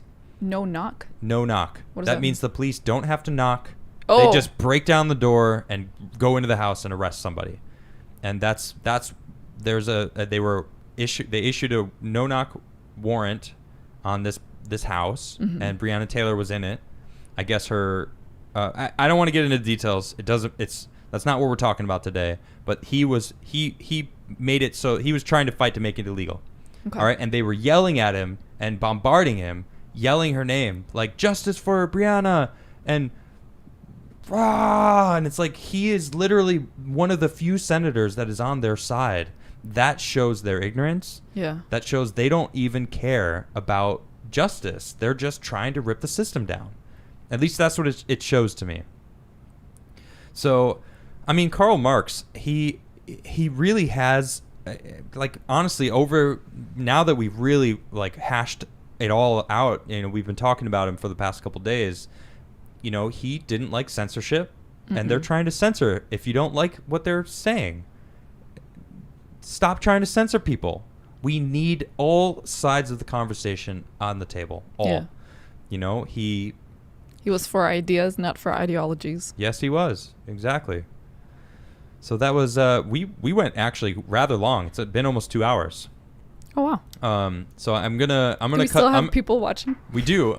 I'm gonna cut us off from the Karl Marx talk. But it was fantastic. Thank you for joining me, Anish. Thanks for having me. Yeah, of course. And so for those who don't know, this is my lovely, lovely wife, Nishra, and you can find her at Captain Playoni. And on what is it? Instagram? Yeah, on Instagram, Twitter, where I do things I actually know things about, which is music. That's my expertise. She is a musician and a producer. And you can also find me, Adam Crigler, at Adam Crigler, Twitter, Parler, Instagram, pretty much everywhere. Just type my name in, you'll probably find me. You can actually check out my website, adamcrigler.net, which Nisha actually put together for me. So I'm going to jump into some Super Chats. I appreciate you all hanging out. Smash that like button if you enjoyed what you learned here today. Hopefully you learned some stuff. Spin the light bulb. Someone asked in chat, I saw it randomly, can I spin it faster? And I don't know if I could spin it faster. I don't want to risk it falling off because these things there is glass involved. Yeah, it's like a glass light bulb, but it is turning on. It's rather cool. Let me see if I can We could turn it on and off. Anyway, it's really cool. So yeah. How much can you see out of this one? Almost the whole thing. But we gotta lift it up so you can actually see that it's levitating. It's pretty cool. But anyway, I really appreciate 2 people sent me these. 2 separate people both sent me these, and they both arrived today. So it's been... And it was not coordinated? I don't think so. They didn't talk to each other? Separate packages. You didn't talk about these at all? Not at all. I've never seen these Wow. before. So people just assumed that my show is all about a light bulb going on. That's awesome. And spinning and a levitating object. So very cool. I really enjoy it. So I'm going to get into some super chats. Really appreciate you all. Point says, if police are replaced with militias, war will come. I mean, what we're seeing, it's pretty crazy. So hopefully defend the police. That's all I got to say. SBC Bates says, if anyone wants to know how to get different aspects of outdoors, hunting, fishing, etc., let me know. I'll help you find local resources. All right, SBC Bates will help you out. Tyler, thanks for becoming a member. Appreciate that. Oh, ding ding. Oh, someone became a member. Bing, bing, bing, bing, bing. All right, Meat Cutter Bear says, thank you for being a positive person in a very negative world and covering politics, but adding other stuff too. LOL, bad timing because this is the deep dive day, but it's bedtime and wanted to show love. Well, I will absolutely take some of that love. Thank you, Meat Cutter. Appreciate you. Hopefully you're sleeping soundly. Benjamin says, I remember one time I heard that Friedrich Nietzsche also called out Karl Marx, referring to his group socialist dolts, blockheads. Well, I didn't see that, but that's interesting. Dylan Redpill says, have you noticed the vilification of private property and those wishing to protect it, like Kyle and the McClowskis? These feel like obvious steps towards communism and stripping of property rights. I have noticed it. You're absolutely right. And the not condemning the violence and burning down all small businesses, it's like they're trying to push us all to just buy from big businesses. Yeah. Like a state-owned... Yeah. Scary stuff. Jedi Knight Anakin Cringewalker. Hey, what's good? It says 2 scoops, 2 spinners. There you go. 2 light bulbs. MS says also prefer smashing. Smash it. Smash that like button. Come on. Come on, smash it. We almost have more likes than concurrent viewers. Let's do it. Smash that like button. Smash it. Smash. Sorry. Sometimes I get... Hey, it's IB ripping them. All hell is broken loose in Methane City. Fartifa is rioting, and the mayor just ordered everyone to wear fart masks. It's true. It's true. This is true. It actually happened. It actually happened. Kill Oswald. Bing, bing, bing, bing. Became a member. All right. Thank you. Frankie says, hey there, teacher. I like your rubric. What's a rubric? The Rubik's Cube? I like that word, rubric. Well, no, isn't it Rubik's Cube? Yeah. Rubric is an authoritative rule. It means an authoritative rule? Yep.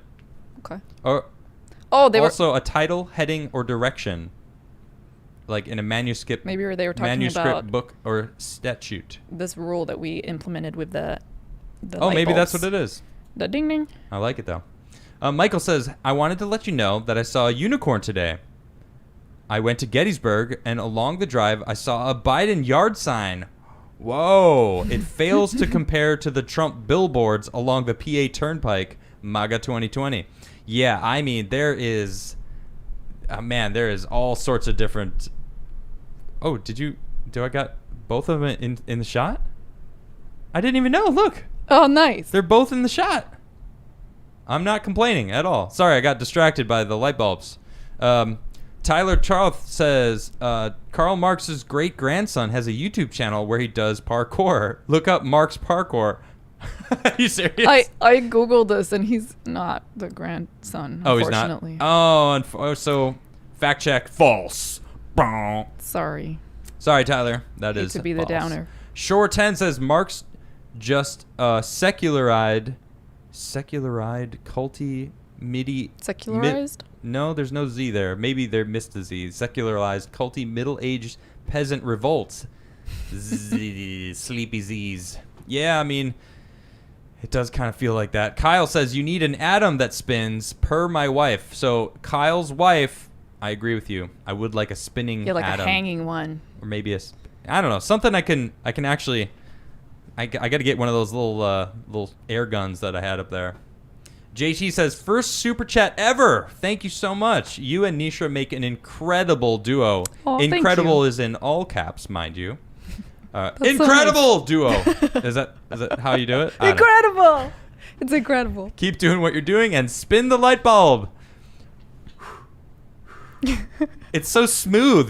There's no like surfaces to really get a spin going. I like when it starts wobbling though. When you try to make it faster, it makes it sort of like. But thank is you, it gonna JT. crash or not? Yeah.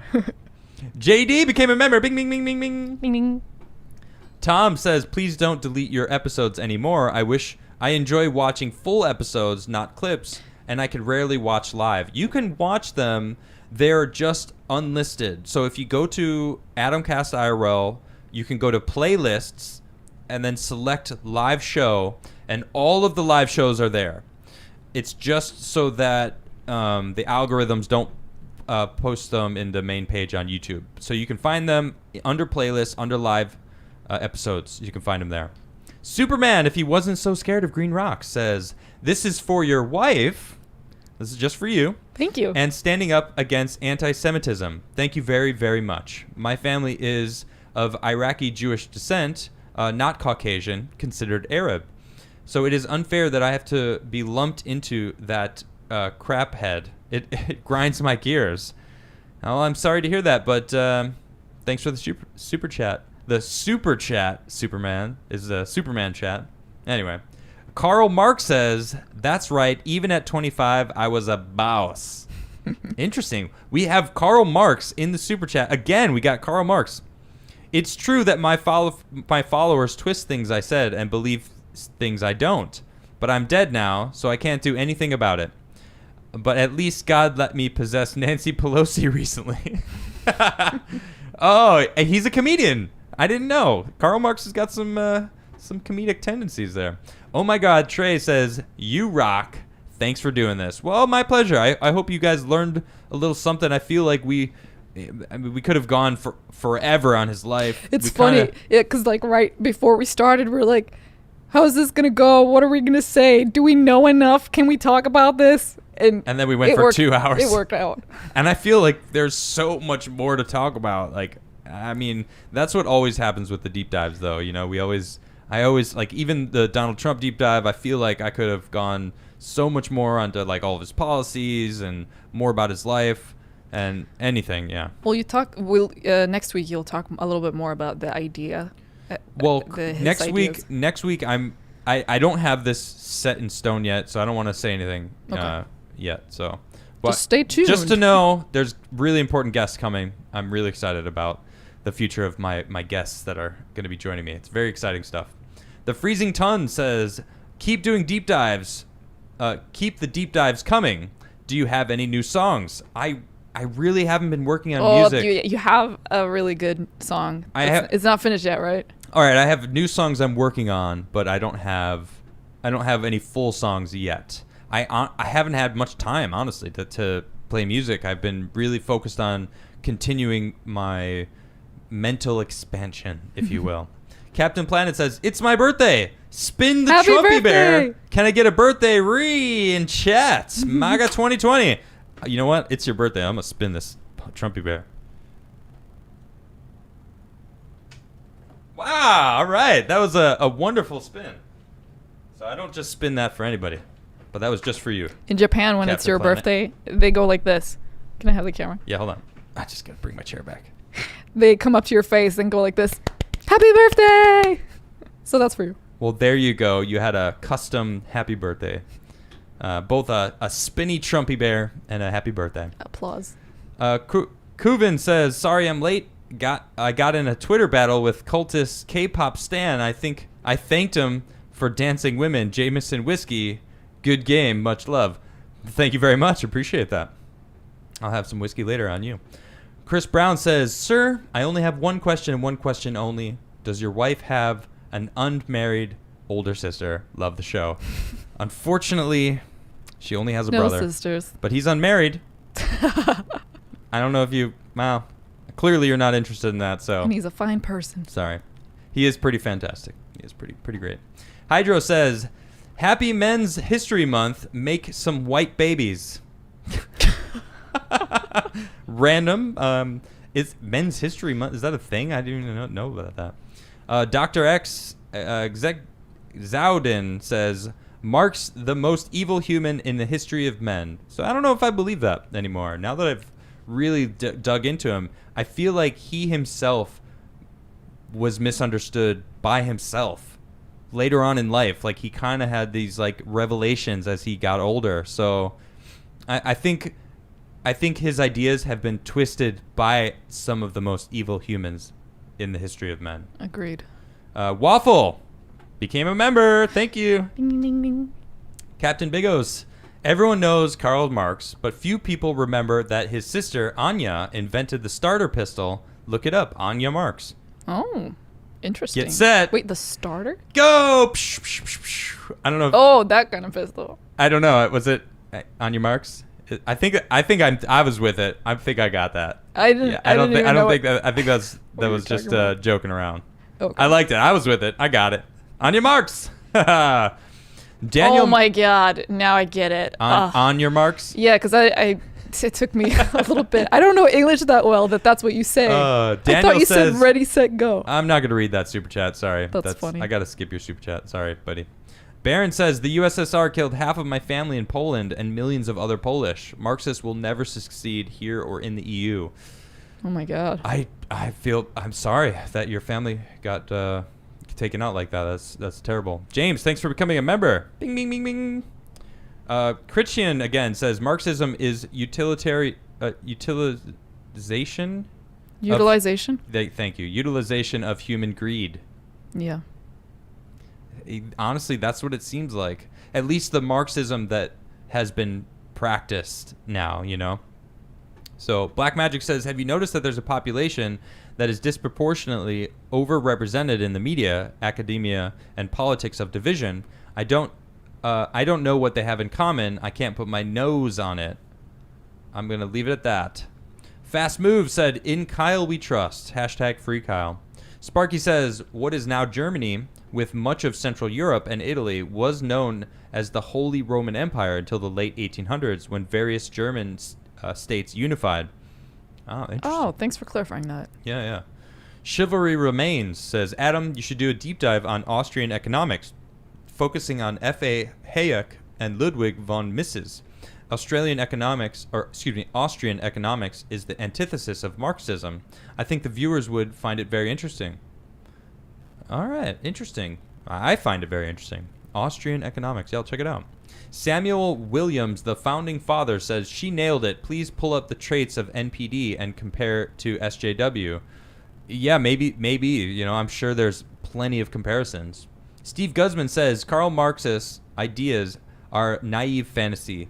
That evil rides in as a Trojan horse because greed will always take over the people who control the state. I mean, I don't see how that would not ever be the case.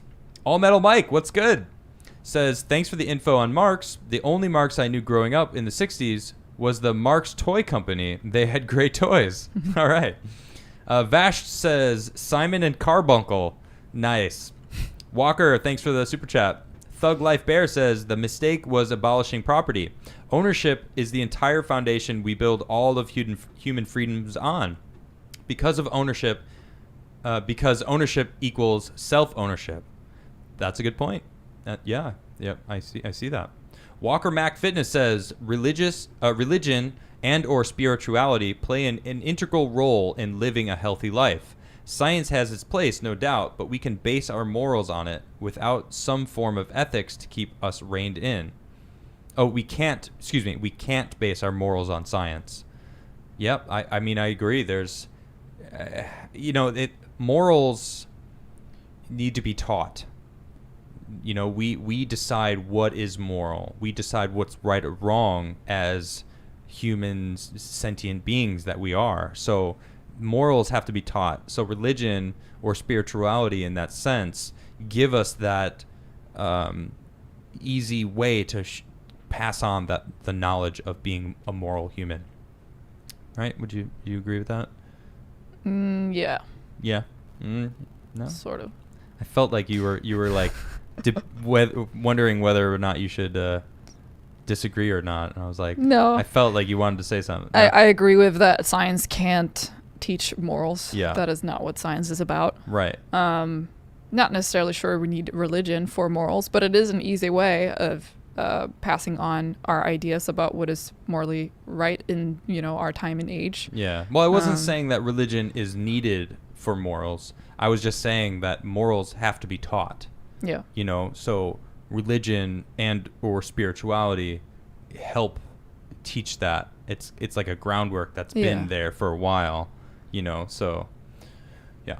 Redwall says, "Hi Adam, I followed you since the premiere of Timcast IRL and first super chat to you. Wanted to know if you wanted to bring on permanent mods for the live chat, any way to contact you."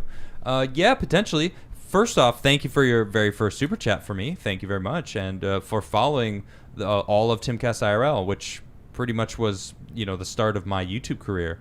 Hit me up on, go to adamcrigler.net. You can find my email there and hit me up. Is chat being unruly? It was. I saw a lot of people spamming some stuff. I put some people in timeout, and I ended up actually banning one person because they were not stopping after I put them in timeout. What a good multitasker you The are. ban hammer came down. Alan Mountainville says, this is a hefty super chat, so you get a little light bulb. Ding, ding, ding. Really enjoying the podcast. So first, a thank you. You're welcome.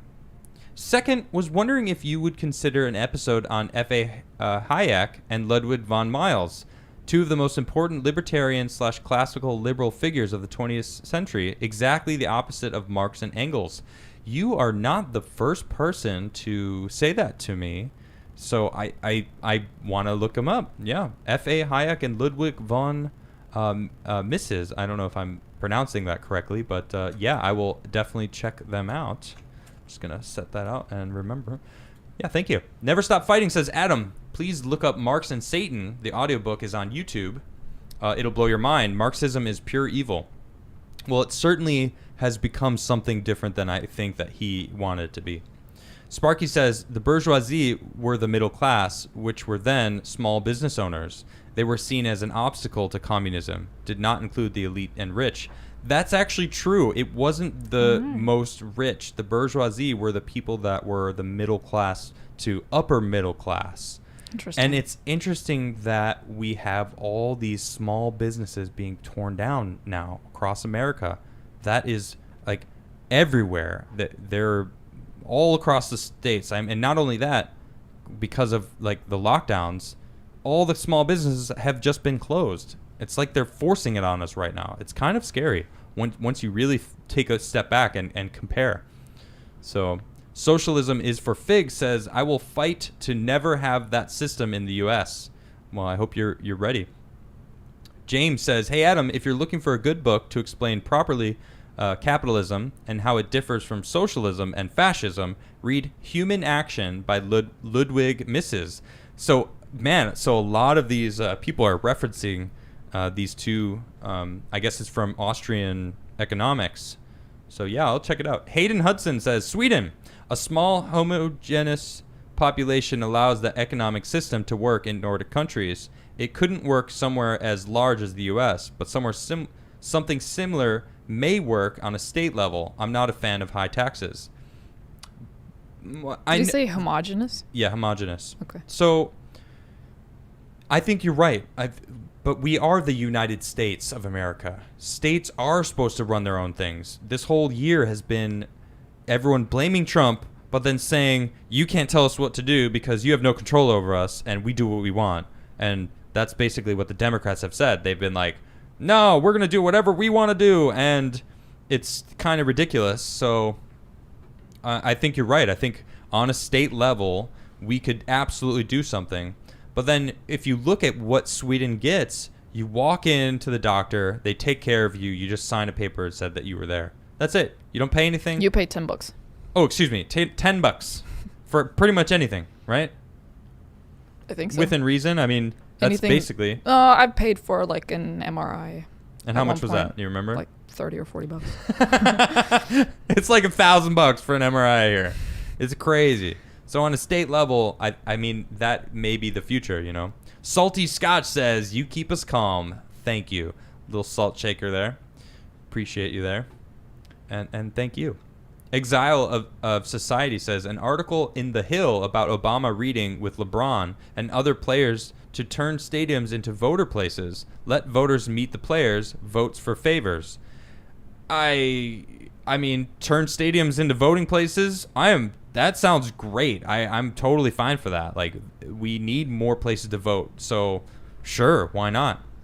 I don't think the voting for favors it's kind of weird, but it's like they're just trying to figure out how to scoop votes up for Democrats. Well, I'm proudly voting for Trump. I can't wait to slam that Trump button.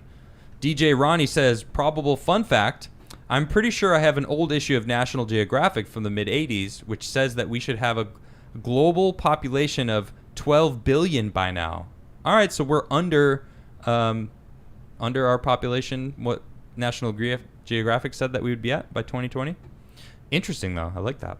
Thor the Godly says, indoctrinating your kids from an early age, then failing to prepare them for adult life makes you a good father for sure. 2 out of 3 suicides. Yeah, I agree. Yeah. In that sense, he was definitely not a good father. Yeah, you got him there. I just wanted to say, how he wasn't just a monster as far as his personality went. Yeah. Yep, that's true. Bobcat says, the funny thing is, Stalin was a true believer in communism. If you want to do a deep dive at him at some point, Razorfist can recommend 3 books. I don't think I want to do a deep dive on Stalin. I think I wanted to talk about Marxism because, oh man, I just got a crazy jump. Because he's so, everyone's saying, Marx, I'm a Marxist. Marxism is the future. So it felt very prevalent and relevant. So I wanted to honestly, I just wanted to understand him myself and get more of an idea about who he was and all that for my own common knowledge, So, yeah. Let's see. Wugnut Man says, play torn photographs. Cheers, brother. I just watched Tony Hawk's Superman movie. Takes me back to the 90s. Skate scene. Good show. Great show, he says. Okay.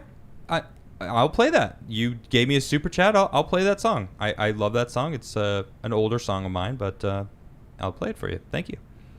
I'll play it after super chats. The Atlas report says, Mr. Rittenhouse deleted a... I don't know if I should read this. Yeah, I don't like that. I get what you're saying, but he says he's a legend and deserves the key to the city. I mean, I do believe that he was defending himself, and that's it. I have a few episodes a few clips about what happened there. You can check them out. Elizabeth Barlow says, no mention of Karl's hatred for the Jewish people. He led the rise of the H-man in Germany. I didn't see any of that in my the one book about you remember that book that you sent me by what was his name? Thomas Sowell? No. Yeah, Thomas Sowell. Yeah, so he investigated Karl Marx's he didn't have anti-Semitism. He didn't have a hatred for. He actually defended them. He was like snarky about them a lot and would say he was snarky about all people though. Oh, okay. And there was some correspondence between him and Engels where he said some bad stuff, but the writings that he did about them ultimately defended them and defended their right to, have the same rights as everyone else. Oh, right on. Well, there you go. Far Stepper says, dang, I missed the first part of the Crigler dive. Well, it wasn't a Crigler dive. It's my dive. Well, you can always go back. But thanks for hanging out with us. Hayden says, to stop the power hungry, it's term limits. But ironically, that has to pass through Congress. And Donald Trump's actually going to fight to bring term limits in. And a lot of new senators that are running for Senate want term limits. So please know who your local representatives are and vote accordingly. Dead Scott says, it's true communism means global. No one can opt out. That's how they say it hasn't happened. It's a utopian delusion. Communism is their heaven. Yep. Romari Romario says, hey, Adam, you should check out the Annie Jacobson book, Surprise, Kill, Vanish, about the CIA. Interesting. Crash says, Sweden is heavily subsidized by arms exports. That's true. It's true. Yep. Thor the Godly again says, the technology of the future is Star Trek. The sociology of the future is aliens corporatism. Our future will be messy and uncertain. Yeah, hopefully we can figure it out together, so we're not lost. Wugnut Man again says, purposeless energy going nowhere for no reason. It's is what yoga says is a play on consciousness. Interesting. Say that one more time. Wait, consciouses. Purposeless energy going nowhere for no reason is what yoga says is a play on consciousness. Or is that consciousness? Consciences? Conscience. Oh. Consciences. There it is. Consciences. Yeah, okay. Marx says, check out the philosophy of Epicurus. He was basically the first communist from the Greek times. Yeah, and actually Marx referenced him in his earlier years. Fiddler says, capitalism is just what occurs when people are free to engage in voluntary exchange. As for the value versus making money, and he goes on later, he says, money represents people's subjective value over time preferences. If something isn't making money, that just indicates the wider society lacks demand for what you are doing. In general, exceptions apply. That's a good point. Thank you, Fiddler.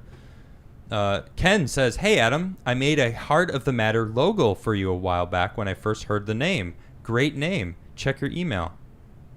You do like that name, don't you? I do. I maybe I'll do it. I really like it. I really do want to get to the heart of the matter, because that's what's important. Everyone just tries to scrape the surface.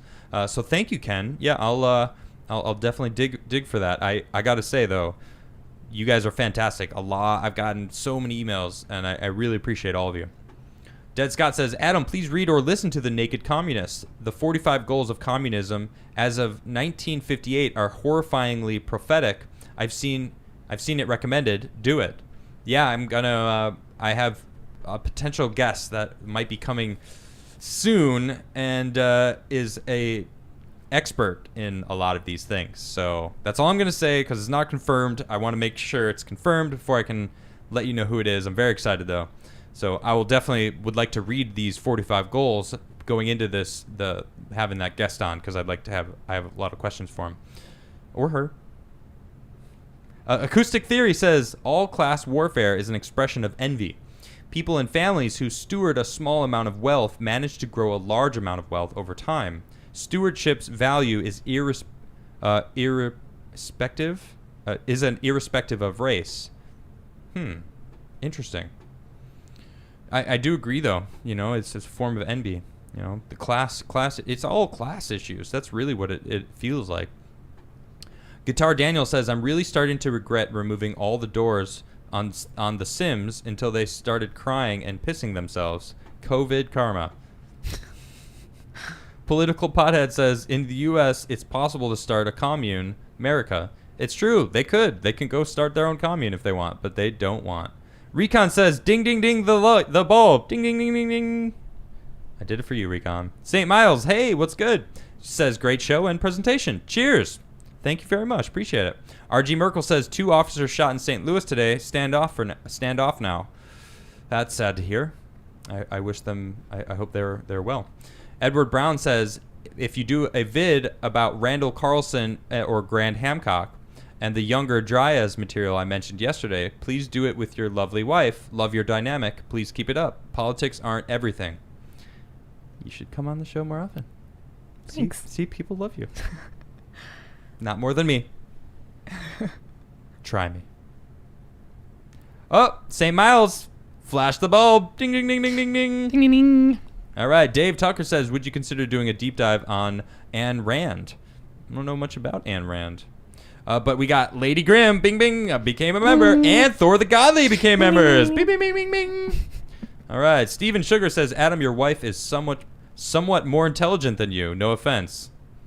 No. None taken. She absolutely is. I go with the flow. She did a lot of research on her own about Karl Marx, so we kind of had our own separate thing going on as far as who he was, and she did a lot of research. So, Blazing Swayze says, if you like Tom MacDonald, I think you would like Hobson. Check it out. Check out Owl Mind of Hobson 5. Cool, I'll check it out. I do like Tom MacDonald a lot. Princeton says, do you and Tim Pool still speak to each other, get along, still friends? Yeah. Preston, thanks for becoming a member. Bing, bing, bing, bing, bing, bing. Bodie Boy says, enjoyed the live deep dive. You are a bloody legend, mate. Thank you very much. All right. Legend. Casperius says, I'm 10 minutes behind because I came in late. Hope everything is going well 10 minutes from now. I love that. Bing, bing, bing, bing, bing. You get a light bulb flash. I should harmonize with you when you do that. Zool says, fun fact, the Holy Roman Empire was neither holy nor Roman nor an empire. Wasn't holy for how it was treated or how it treated belief. It wasn't Roman because the Vatican didn't approve of the empire, and it wasn't an empire because it wasn't unified. Interesting. Kin Patsu says, I wonder if the nature of living things is exploitable, period. Since the first multicelled organism realized it could consume another organism and steal its energy, the race was on, which led to claws, teeth, economics. You make a very good point. That's so true. That is the law of nature. The weak gets eaten by the predator that gets eaten by the bigger predator, all the way up to the chain of life, and it's all the way down to a single-celled organism getting eaten by a multi-celled organism, all the way up to now humans, which now control everything. Everyone wants to prey on other things, and I think it'll be a never-ending battle that we deal with. Everything is fractals. Yep. Alan says there's a Marx versus Mrs. rap battle on YouTube. A couple of Hayek rap battles as well. Check them out. I love those rap battles. I'll check it out for sure. That's funny. They're fun. Grant says, if you get a chance, maybe you can do a deep dive on Sir Oswald Mosley, or perhaps an examination of Western alienation in Canada. Please take care. I wish you the best. I can't wait for the next episode or the next season of Peaky Blinders. Oh man. Oh, Mosley. Is that what made you think of it? Isn't that him? Is that him? Sir Oswald Mosley?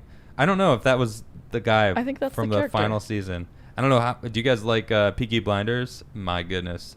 We both love that show. It's a great show. Yeah, Cillian Murphy is awesome. And honestly, all the acting, everyone in that is great. Well, now I'm going to have to research that guy. Alex says, hi, Adam. Great show. What do you think will be next in 2020? Aliens? Also, here in Germany, Antifa is ignored even more. Hope the madness ends soon. Oh, that's sad. I don't know what's next, honestly. This is crazy. Yeah, that's him. It is? Mm-hmm. Yeah, okay. Dane Jensen says, deep dive the Gulag Archipelago. Probably not. Thor the Godly says, there is a great hope for the future, but we must embrace the cost to ourselves on an individual level. We must hold one another accountable and be patient and stern, but kind. It's always darkest before the new dawn. Yeah. Thank you for your words, Thor. I like that. Sejan the Great says Germany was not a state until the age of Kaiser Wilhelm. Oh, okay. Interesting. Thanks for enlightening us. Yeah. And Pro George, thank you for the super chat. So on that note, we kind of went long, but I'm going to play a tune. I'm going to play a Torn Photographs. Nice. Because someone has requested it. I like that song. All right. This is my beautiful guitar. Haven't named her yet. I have decided she is a girl. Let me give you my microphone. Okay.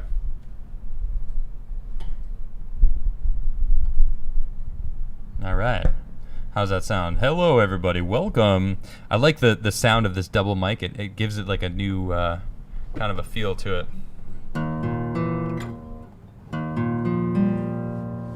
Can you hear that? How you guys doing tonight? Well, thanks for hanging out, everybody. I hope you've been enlightened about some Karl Marx stuff. This is Torn Photographs for a super chat from earlier.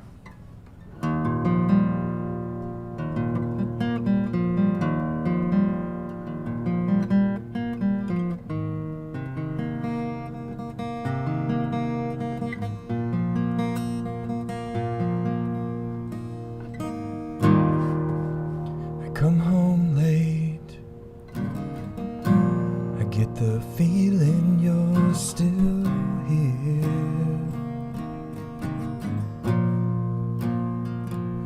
Don't you remember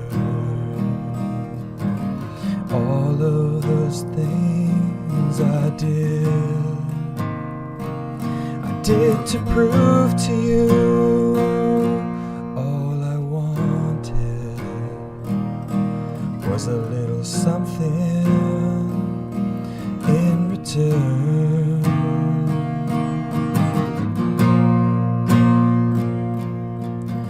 You think you'd be better off without me? Well, baby, all I wanted was for you to be happy. I guess I'm all out of luck, 'cause you were my everything. Oh, and now I'm all torn up because now you're gone.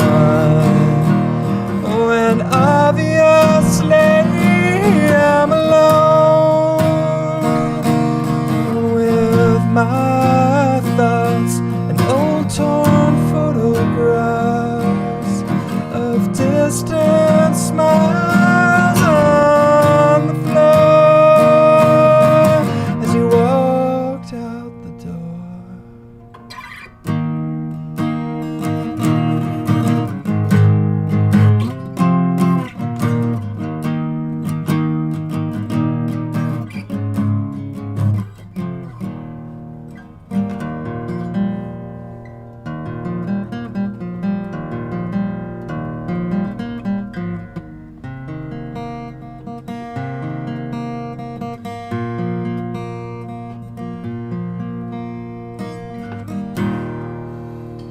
Close my eyes, only to find that you're still here.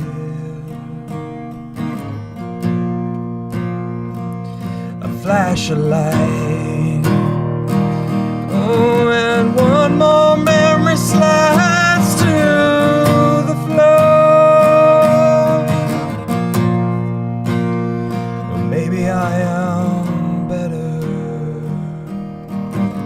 going on without you, but that's gonna be so hard, 'cause you think you'd be better off without me. Well, baby, all I wanted was for you to be happy. Oh, I guess I'm all out of luck, 'cause you were my everything. Oh, and now I'm all torn up because now you're gone. Oh, and obviously I'm alone. Oh, with my thoughts and old torn photographs of distant smiles on the floor as you walked out the door. All the pain that you caused me when you walked out, it didn't stop me from putting all those pieces back together to see your face just one last time again.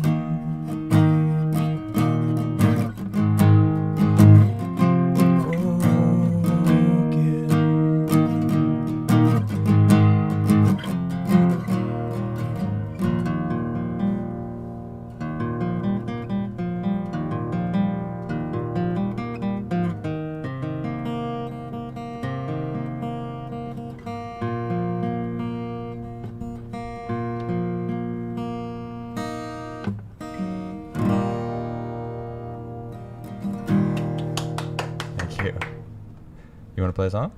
Yeah. Want to play at night? Can you tune it down? Tune it up, you mean? No, down. What do you mean down? Yeah, like half a step down. Oh, really? Because I can't sing it in that key. All right, so I have a special surprise. You guys have never heard this song before. This is something that Nisha wrote. This is called At Night. So I'm going to play guitar. I think you should sit here. Okay. Or at least, actually. Can you hand me the headset? Here, you take this one.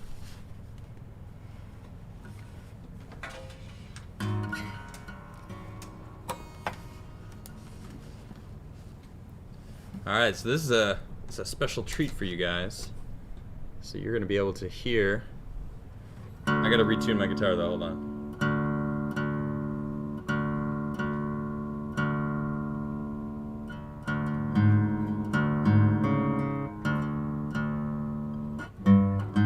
Don't know if I can even sing this properly without warming up. Let's see if I think you can sing it. I might have to turn this down. That's alright. I don't want it to be in front of your face. Oh, I'm just the guitar player in this song though.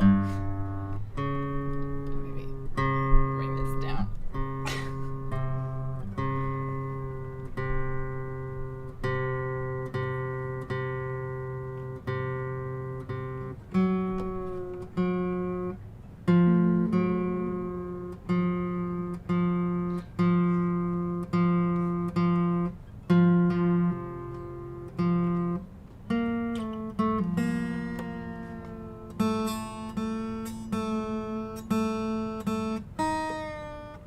We actually haven't played this song together in a couple months.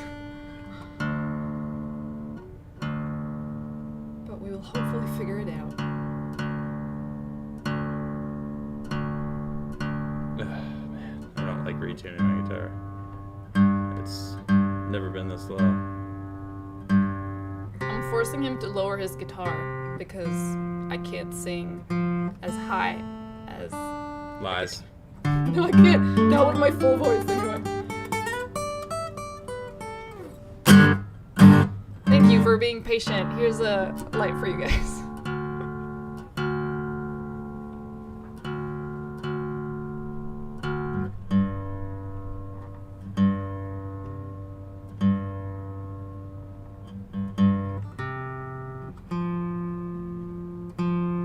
This song is called At Night. And it is a tribute to the night because that's the best time to create, in my opinion. So, do you remember the chords?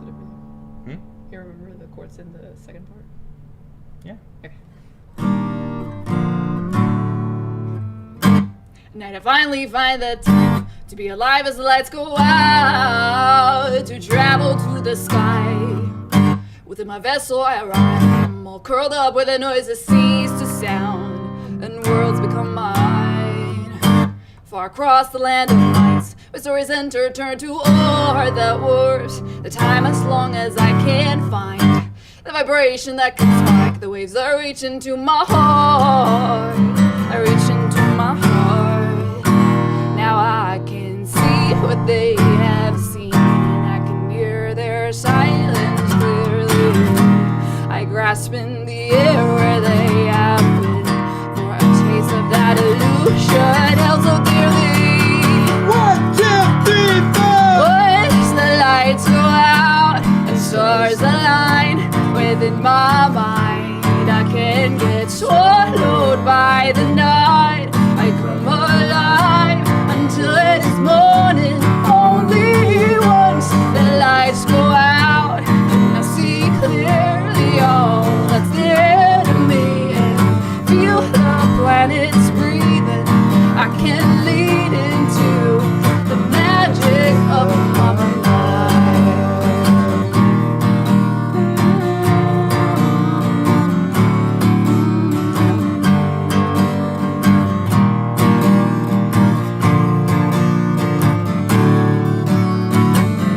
I disassemble what's not real, and I remember how it feels to live within a dream. All distractions disappear, and I subtract noise from my ears, and I let go of feelings so my thoughts come clear. In the imagination, as I create, I keep remembering my aim, feeding ambush to my flame. Then alarms go off its light, and the sun will soon shine bright. So I go to sleep and dream about my night.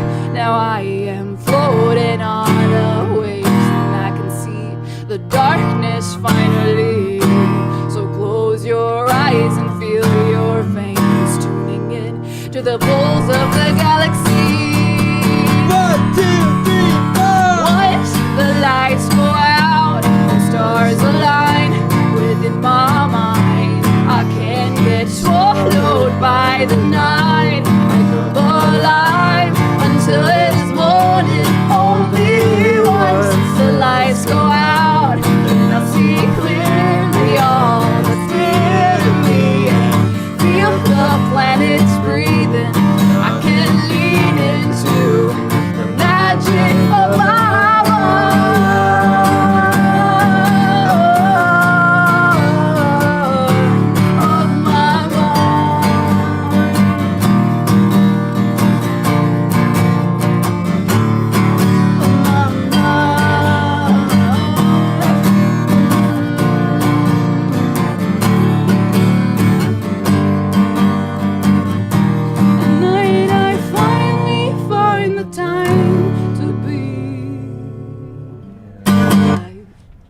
Yeah.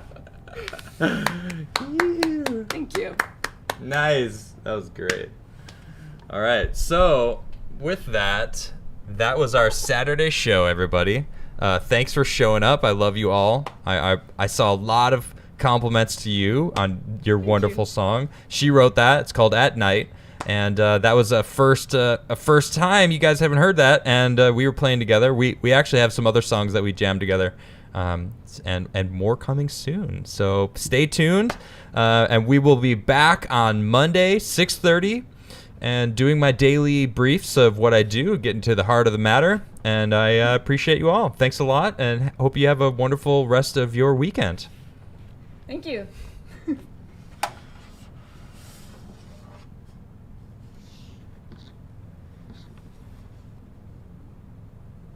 I couldn't hear my voice through the headphones at all. You're still live.